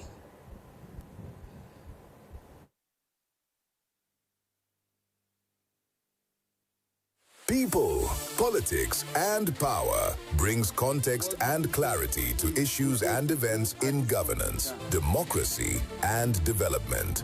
On People, Politics, and Power, we feature people who shape the events and define the issues. A lot of the agencies are still struggling with implementation of freedom of information. The government should come. We need Nigeria to work.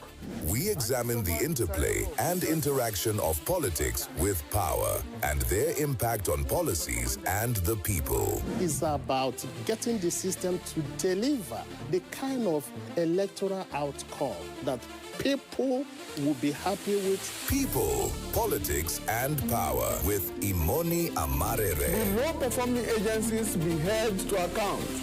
Or will the numbers fade after the headlines? At 1 p.m. every Monday and Friday on AIT.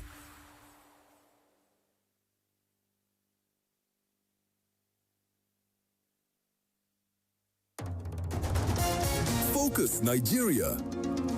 It's a huge task, but we take it on. Ask him where is the law. National Assembly is not doing hearing on insecurity in Nigeria. It is America that is doing hearing on insecurity in Nigeria. Monday to Friday on Focus Nigeria, we identify the nagging issues. So people put people in poverty deliberately, deliberate misplacement of priorities, and brought people on their knees to suffer. We seek answers to the tough challenges. And because of the former president, yes, what I know is that he has not turned his membership card. He has not been attending your meeting. Leave that to us to deal. There's no shying away from the issues. The system is held accountable. The leaders are accountable for the funds, for the resources that they manage. No sitting on the fence. The same thing that made you live where you are may confront you. Focus Nigeria, 10 a.m., Monday to Friday on AIT.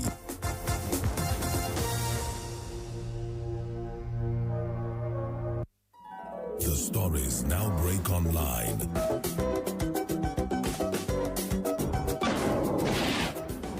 Anything from our real-time updates and exclusive content. Follow and participate in discussions on live TV studio programs to shape the narratives. Subscribe, engage, and share from AIT.live at AIT_online on X, AIT Online on Facebook, official AIT Live on Instagram, TikTok, and Threads on YouTube. Stay connected with AIT. On air, online, on live. Welcome back. Now, civil servants across Nigeria are calling for a new minimum wage of 154,000 naira alongside a 120% review of allowances, citing rising economic hardship. Now, Labour representatives say this demand reflects current realities, including inflation and the increasing cost of living, which they argue has eroded workers' earnings. They are urging the federal government to urgently engage stakeholders and implement policies that will improve the welfare of public sector workers. Now, let's see what netizens have been saying concerning this. Now, Blackman says, I think there is a need to review the current minimum wage. FAAC has increased tremendously. States and local governments can't deny having enough money. The high cost of living is another reason why immediate upward review of minimum wage is necessary. Now, the welfare of workers is also the primary responsibility of government. Workers deserve better. And we have another user saying the same thing. At this point, it is not even a demand, it is survival. When inflation keeps rising and wages stay frozen, something has to give. The real question is whether the system is ready to match reality or keep pretending everything is fine. Now let's continue. Now, King Cartel says the government can pay this and more without shaking the economy. If senators collect millions just for sitting allowance, I see no reason people who go to work every day can't get a proper pay. A lot of reactions and lamentations, but then let us continue. The Benin Traditional Council, BTC, has issued a stern warning to people that come to Oba's Palace without prior approval or a valid access pass, and it says it will be considered as violation of palace protocols and subjected to immediate apprehension by security authorities. Now, this was conveyed in a statement signed by a secretary of the Benin Traditional Council, Frank Irado. According to him, the council said indiscriminate access and loitering within the palace grounds undermines centuries-old traditions and the sanctity of the Oba's seat, and with the approval of His Royal Majesty, this was introduced as a regulatory system and access to preserve the dignity and security and also the sacredness of the palace.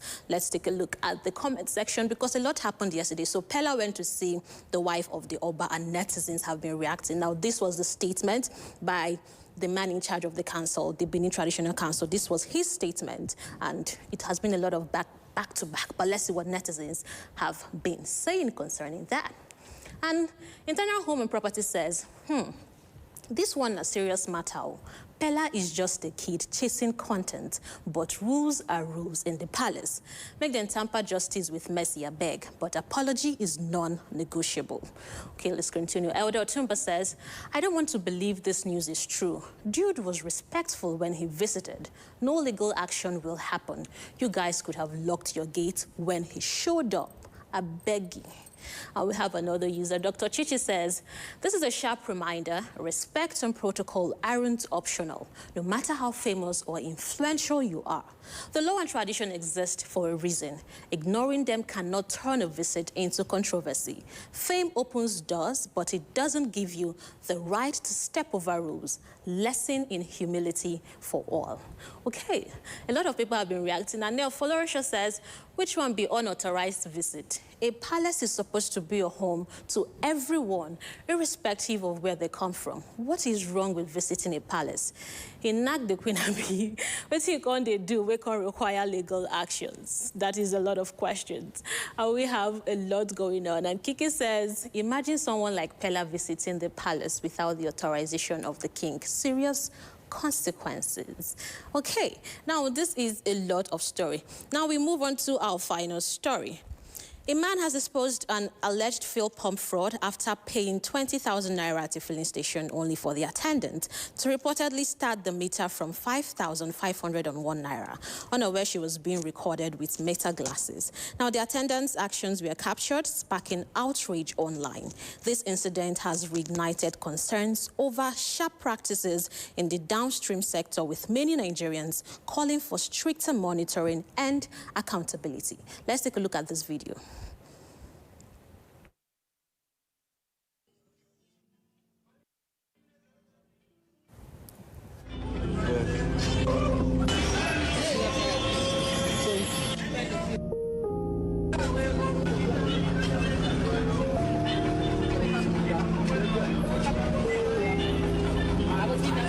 So have you started? Yeah, I have to be started. Huh? I go to 20 right now. Yeah. What happened? 20? Yeah. I didn't know when you started. I asked now. I thought that I had to say 20 and I said yeah, I didn't know. I didn't even know he had started. so that's why she came to me. She didn't come to me. She came to him. I didn't hear anything. I met with him. Wait, how do I, bro? I don't know. I don't know. I didn't even know you were. I was dealing with him. So you thought you was a type of program. Just Yeah, that's what I'm saying. Like I didn't know. sorry about that.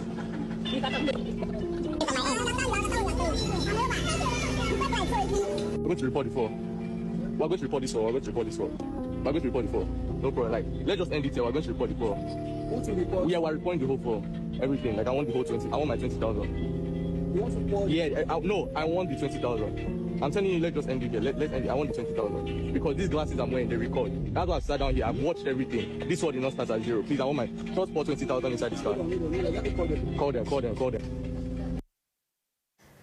Okay, let's see what netizens are saying concerning this. Henry Obi says her actions look really suspicious. You can almost tell from her body language. But situations like this make them wonder, are we also part of the problem as a society?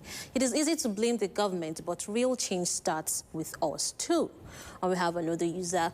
Abolaji says, the last attendant who did the same thing to me, I called the attention of the manager. I made sure he dispensed my actual fuel afresh. I paid for what I ordered. What he sold to me was not what I ordered. I entered my car and drove off. They couldn't even protest. And we have the last user. Logistics is saying, and that is how they behave. And imagine me putting my ATM pin to withdraw money for them. Before I looked back, they already put the fuel in my gallon.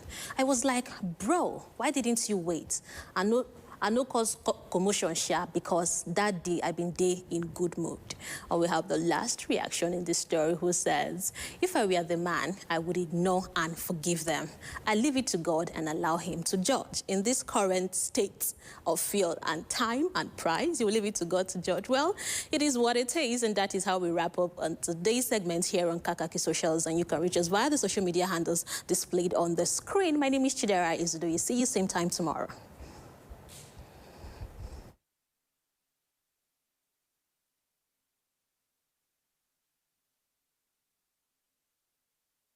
Now break online.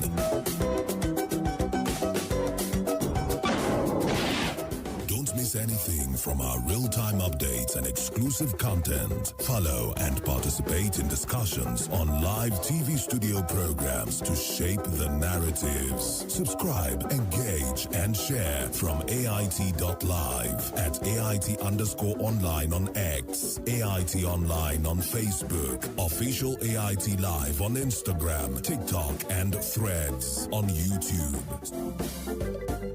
Stay connected with AIT. On air, online, on live. Rana na Afirka don baiwa iyali na ingantaccen karin kumallo da suke bukata domin tunkara wannan rana mai cike da ayyuka. Mami yau zan yi samun babban kofin Milo. Ni mama. Wannan ya wuce karin kumallo lokaci ne na musamman na iyalinmu. To fa, in ya akwai sauran Milo da baba zai samu. Muna murna da zagayowar watan Ramadan tare da sinadarin da ke cikin Milo. For years, OPay has protected how the people pay. Every day, we move money to keep life going. Through our daily hustle of trying to make ends meet.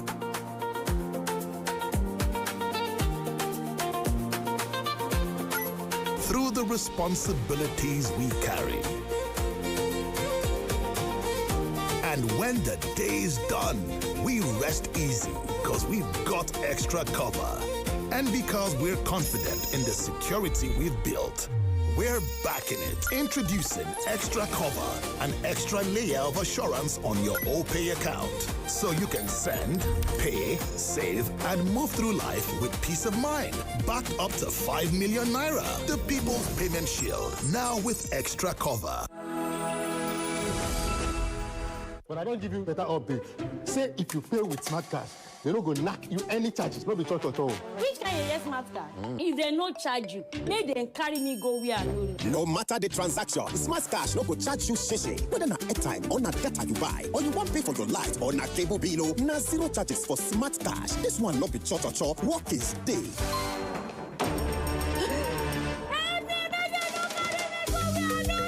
Make yourself download Smart Cash app, sharp. Kafin fitowar rana na Afirka don baiwa iyali na ingantaccen karin kumallo da suke bukata domin tunkara wannan rana mai cike da ayyuka. Mami yau zan yi samun babban kofin Milo. Ni mama. Wannan ya wuce karin kumallo lokaci ne na musamman na iyalinmu. To fa, in ya akwai sauran Milo da baba zai samu.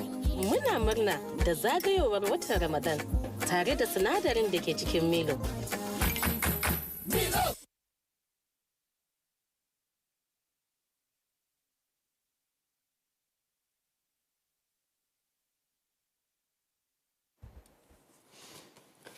Thank you so much for staying with us on Kakaaki, the African Voice. Let's bring you entertainment and style now. And of course, when we come back, we'll go into our second conversation for this morning.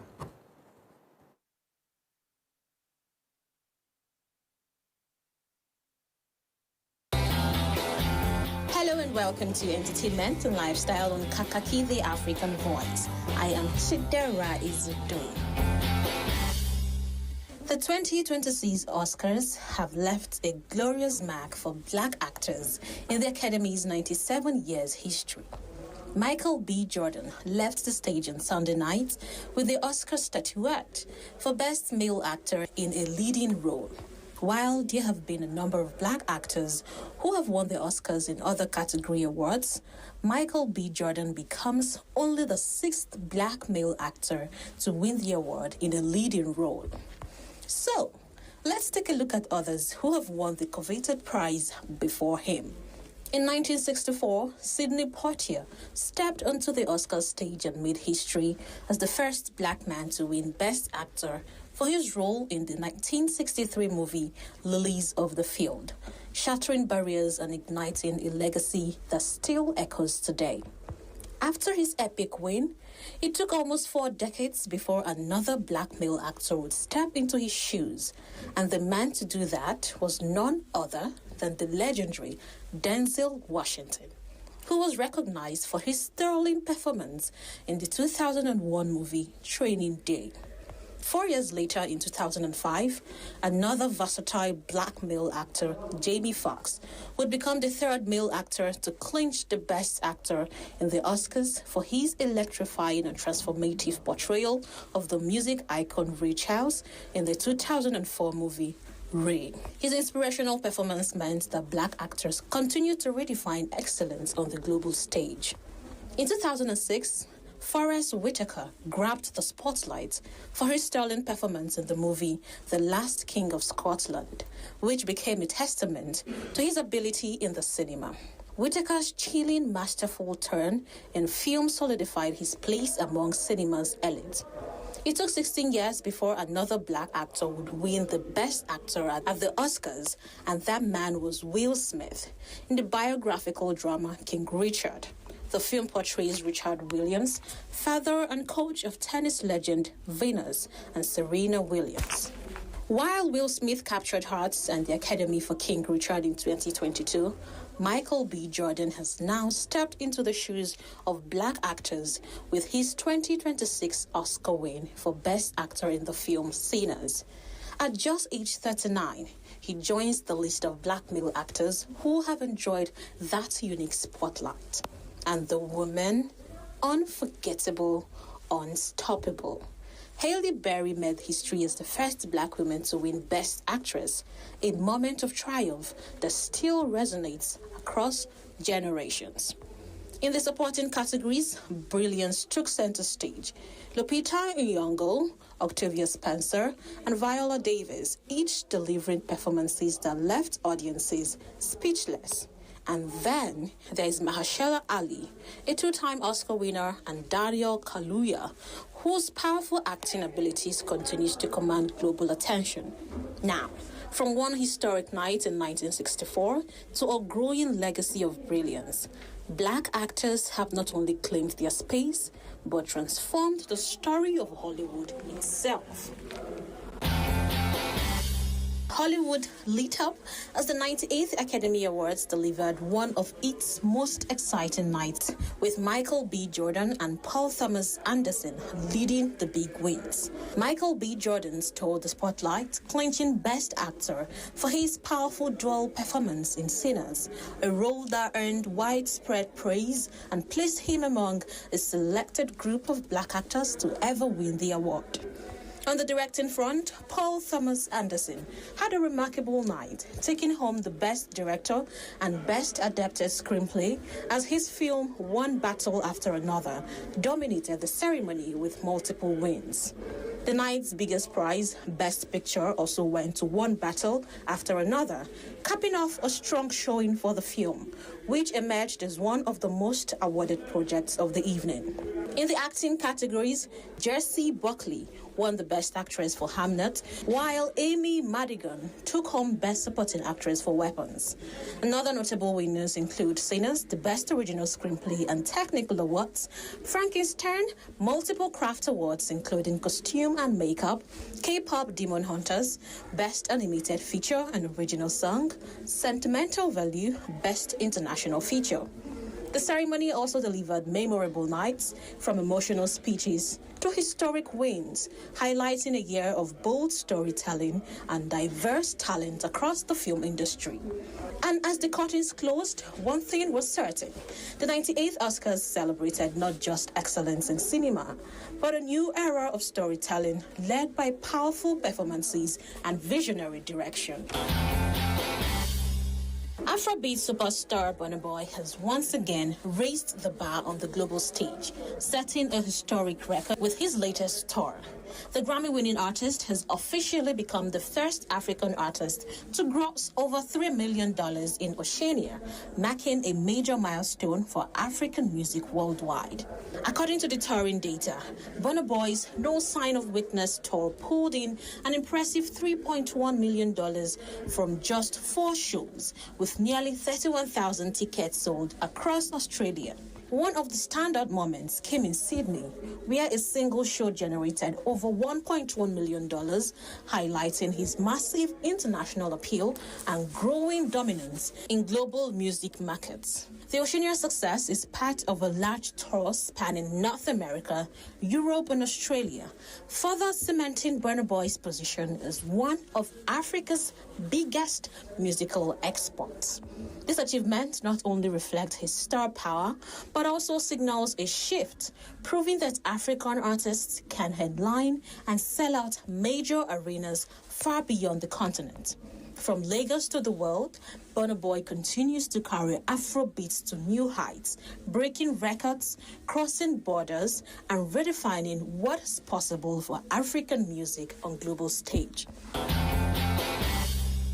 Nollywood actor Kunle Remi has sparked conversations in the film industry after openly criticizing the presentation style of the Africa Magic Viewers' Choice Awards. The award-winning actor expressed his concerns over how categories are announced during the ceremony, noting that the current format often downplays the significance of some winners. According to him, every category deserves equal spotlight and proper recognition, especially considering the effort that goes into filmmaking. Kunle emphasized that AMVCA remains one of Africa's biggest platforms celebrating film and television excellence, but added that improving the presentation style would enhance the overall experience for both nominees and viewers.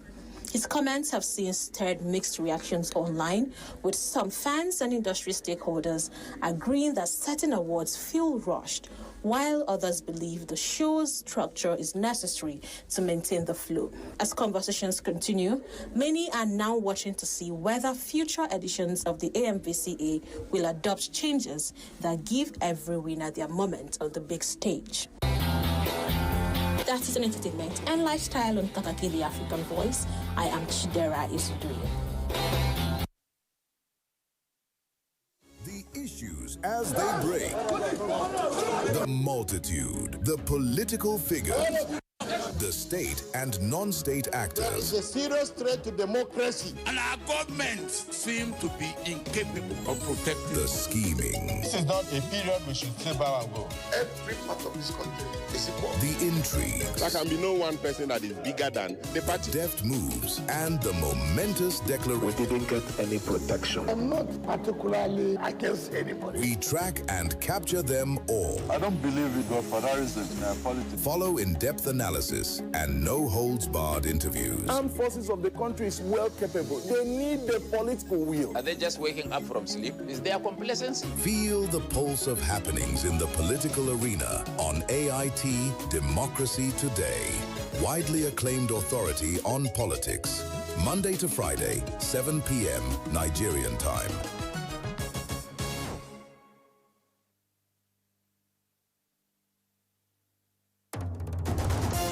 Focus Nigeria. It's a huge task, but we take it on. Ask him where is the law. National Assembly is not doing hearing on insecurity in Nigeria. It is America that is doing hearing on insecurity in Nigeria. Monday to Friday on Focus Nigeria, we identify the nagging issues. So people put people in poverty deliberately, deliberate misplacement of priorities, and brought people on their knees to suffer. We seek answers to the tough challenges. And because of for this the former president, yes. what I know is that he has not turned his membership card. Has not been attending your meeting. Leave that to us to deal. There's no shying away from the issues. The system is held accountable. The leaders are accountable for the funds, for the resources that they manage. No sitting on the fence. The same thing that made you live where you are may confront you. Focus Nigeria, 10 a.m., Monday to Friday on AIT.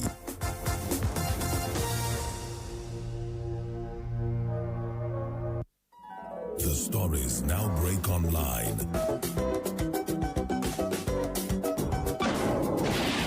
Don't miss anything from our real-time updates and exclusive content. Follow and participate in discussions on live TV studio programs to shape the narratives. Subscribe, engage, and share from AIT.live at AIT_online on X, AIT Online on Facebook, Official AIT Live on Instagram, TikTok, and Threads on YouTube. Stay connected with AIT. On air, online, on live. People, politics, and power brings context and clarity to issues and events in governance, democracy, and development. On People, Politics, and Power, we feature people who shape the events and define the issues. A lot of the agencies are still struggling with implementation of freedom of information. The government should come. We need Nigeria to work. We examine the interplay and interaction of politics with power and their impact on policies and the people. It's about getting the system to deliver the kind of electoral outcome that people will be happy with. People, Politics, and Power with Imoni Amarere. Will low-performing agencies be held to account? Or will the numbers fade after the headlines? At 1 p.m. every Monday and Friday on AIT. The issues as they break. The multitude, the political figures, the state and non-state actors. There is a serious threat to democracy. And our government seem to be incapable of protecting. The scheming. This is not a period we should say bow and go. Every part of this country is equal. The intrigue. There can be no one person that is bigger than the party. Deft moves and the momentous declaration. We didn't get any protection. I'm not particularly against anybody. We track and capture them all. I don't believe we got terrorism in politics. Follow in-depth analysis and no-holds-barred interviews. Armed forces of the country is well capable. They need the political will. Are they just waking up from sleep? Is there complacency? Feel the pulse of happenings in the political arena on AIT Democracy Today. Widely acclaimed authority on politics. Monday to Friday, 7 p.m. Nigerian time.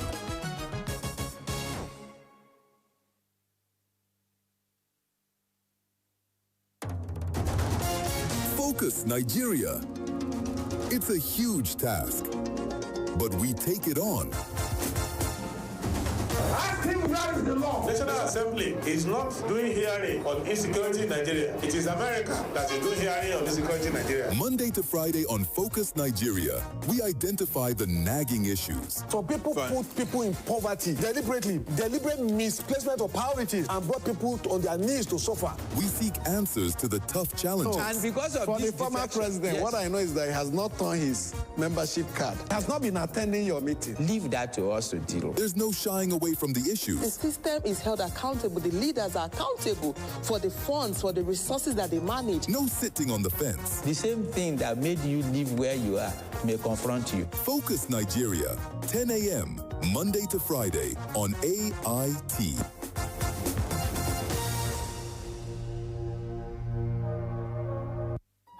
The stories now break online.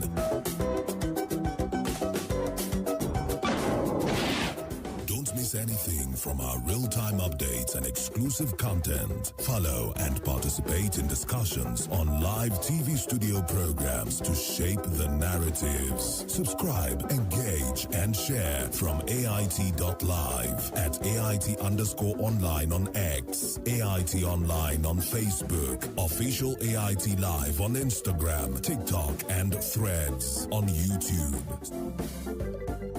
Stay connected with AIT. On air, online, on live. People, politics, and power brings context and clarity to issues and events in governance, democracy, and development. On People, Politics, and Power, we feature people who shape the events and define the issues. A lot of the agencies are still struggling with implementation of freedom of information. The government should come. We need Nigeria to work.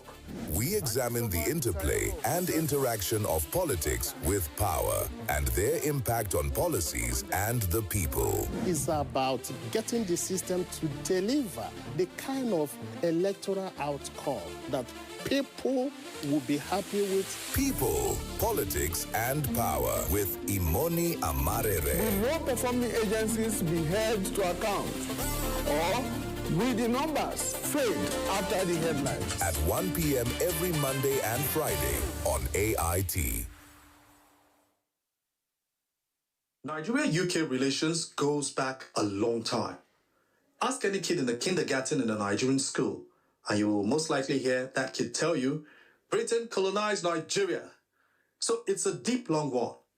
This relationship has had its ups and downs. Nigeria's opposition to apartheid in South Africa, and the UK's tacit support for it, the fallout of the attempted kidnapping of a former Nigerian minister, Umaru Diko, who had fled to London upon the military coup of 1st of January 1986, which truncated Nigeria's Second Republic, amongst others. But General Ibrahim Babangida was able to relax the thaw in relations with that 1989 visit, where he also had talks with then Prime Minister Margaret Thatcher. The fact remains that even through the years of military rule and all the turbulent era that Nigeria has passed through, Britain has not been actually absent. Since then, 7 Nigerian leaders and 8 UK prime ministers have come and gone. From Shonekon after Babangida to Buhari on the Nigerian side and John Major to Rishi Sunak on the British side. So it's Keir Starmer that Nigeria's Bola Tinubu will be tying deals with, though we know the optics of dining and being fettered by King Charles will be paramount. In the last 20 years or thereabout, the government of the UK has been quite active in supporting peace and security efforts in Nigeria. Even ahead of the meetings of the leaders, deals have already been sealed, all under the UK-Nigeria Enhanced Trade and Investment Partnership.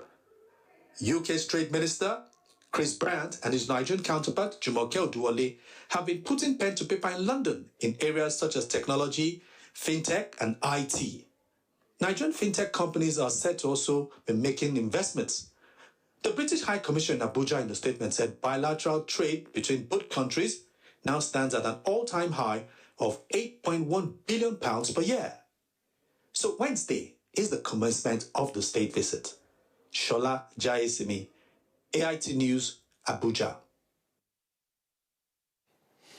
All right, that report highlighting the visit of the president to the UK. A state visit, the first in 37 years. The last time was by President Ibrahim Babangida, the former military president, in 1989. So many years ago. But taking a second look at it this morning, we have Adiba Abodoni joining us. He's our own in-house analyst, our colleague, and a mobile encyclopedia. We call him Mobile Encyclopedia. Yeah, who knows everything about everything. Really? Yes, indeed.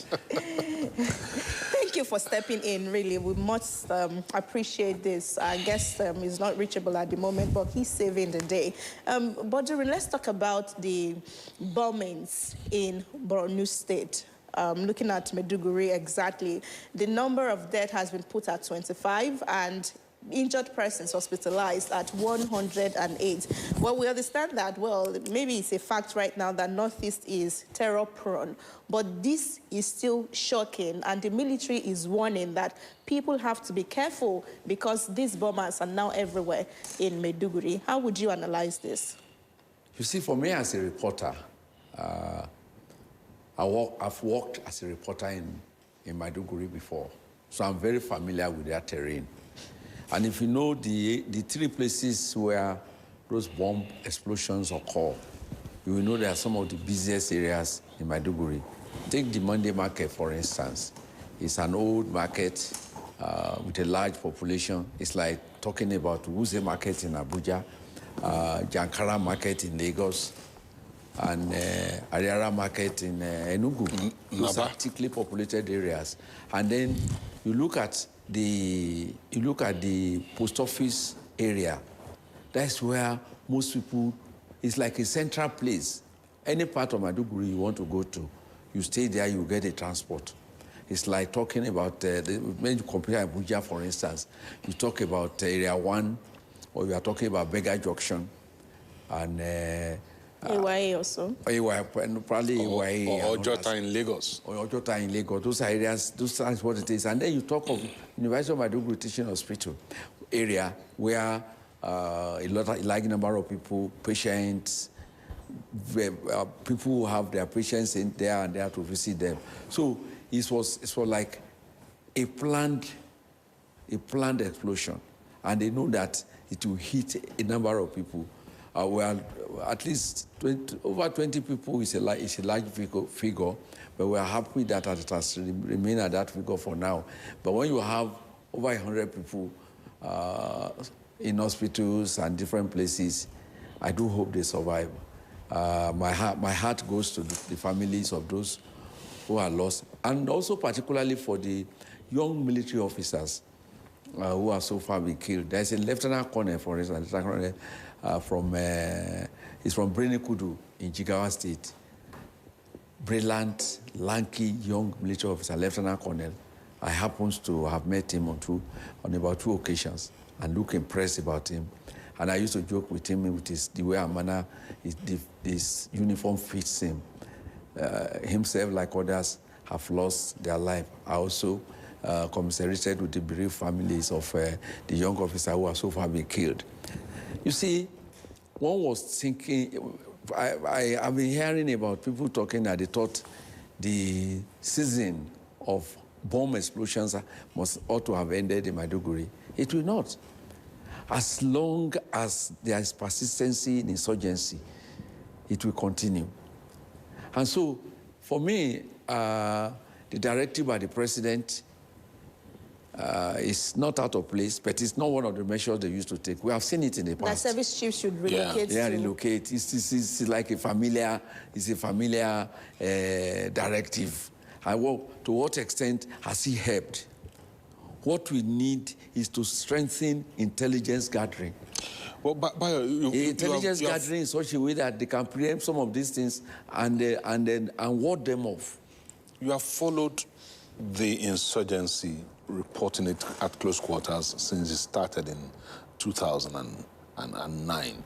And a lot of commentators have said that what we are lacking is the political will to do what is needful. Because you're talking about intel now, and that government needs to, or the security agencies need to do a lot more about intel. But analysts keep talking about the lack of political will. And one of the things that they've also criticized is this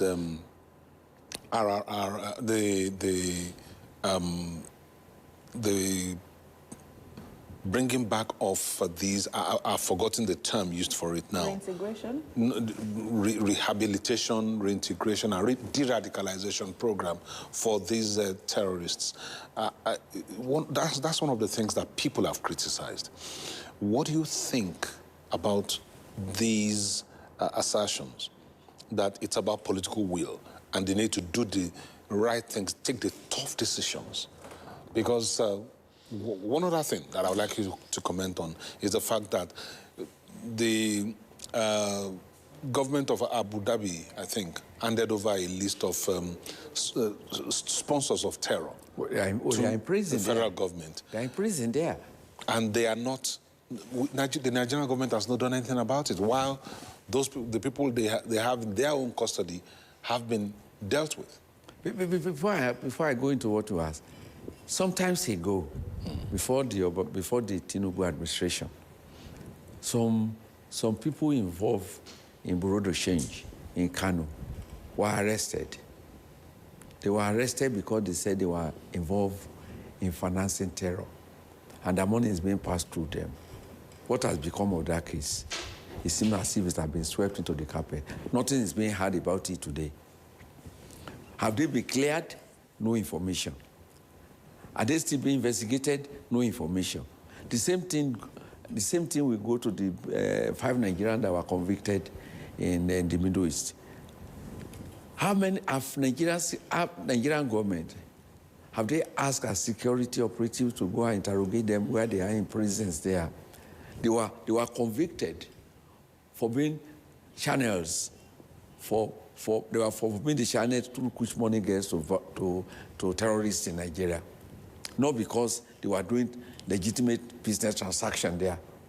And so we have not taken advantage of it, because until we establish and be able to know the sponsors of these terror operations, terrorism will continue.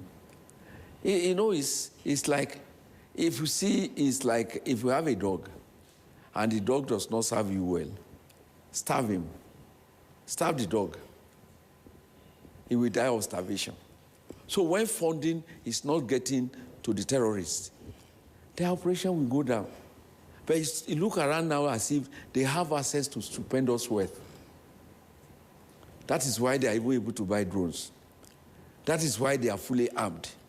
That is why they are being exposed to trainings, which I think is equivalent to what our security operative has also been explained to, because the way and manner they carry their operations are not ones we say is the operation being carried out by Boy Scout or Boys Brigade or Girls Guide, as we used to have in schools in those days.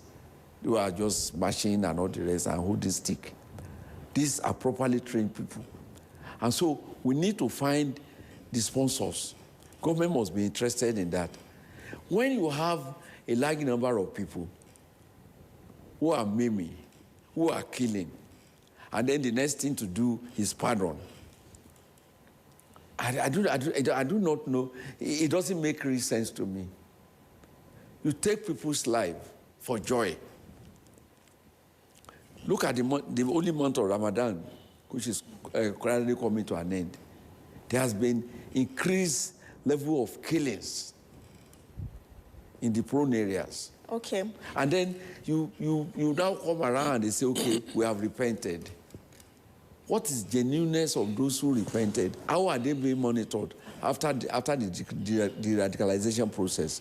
That is my concern. How are we sure that those who claim to have repented, they are not in the society spying for those who are still in the forest? Right, and that just takes my mind back to one of the comments that I read on Kakaaki Social yesterday in reaction to this, where one of them says, well, graves for victims, and then breakfast in the UK and reintegration really for perpetrators. And now we have to ask, because on the newspaper this morning, we had conversations from political parties, call them opponents, and they are playing politics, if you may. They're asking the president to return home from the historic 37 years after visit in the UK, that it's a bad time to honor that visit. Moreover, we have the president, the vice president at home, even though his principal had traveled. But instead of him to go to Borno, he stayed, the state that he was governed.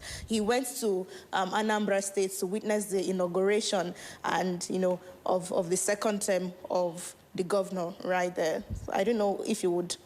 A quick comment, because we're out of time now. That he has to come back to witness and attend to the people at home. Well, you see, if there is a plan in place to curtail insurgency, and the president has a state visit. I do not think it's something that, because we are also going to derive gains from such trip. What we are not doing, which we must insist as a nation, is that when the president travels, the vice president must be in control. It's a joint ticket. They campaign on the joint ticket. So they have a joint administration. They have to ensure that the inherited problems are solved jointly too. So what I expect is that with the bomb blast that took place in Maiduguri, I think maybe the Secretary of the Government of the Federation will have been sent to Anambra, and the Vice President will have been in Abuja, taking control of how to ensure that we do not lose more lives in any part of the country. All right, we got to go now. So much to talk about, but very little time in which to do. But thank you very much for coming on the show this morning, and we do hope that we'll see more action from the government to not just comfort the people who have lost their loved ones, but also secure lives and property in the future. And that's how we wrap up Kakaaki, the African Voice, this Wednesday morning. We thank you for spending time with us. Thank you for the comments you sent to us. Thank you for taking time out to be part of the program. See you again on Thursday. My name is Kunle Adewale. Have a great day and stay safe. And I am Onosha Rena Obozege. Thanks a bunch for doing your midweek morning with us on Kakaaki, the African Voice. We'll see you again tomorrow. Have yourself a wonderful day.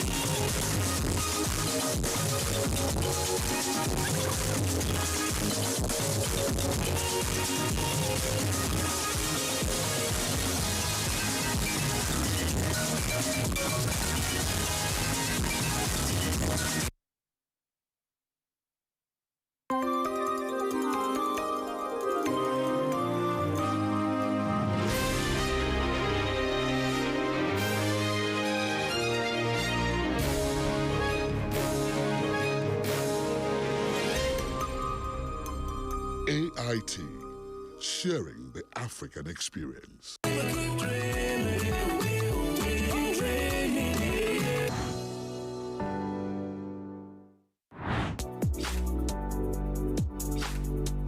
The Tripartite. It's new, it's fresh, it's informative, it's educational, and it is authentic.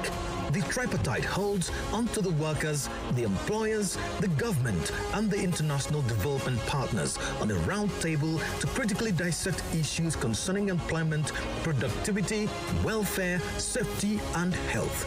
A people united can never be defeated. Join us on the Tripartite, the worker, employer, and government roundtable.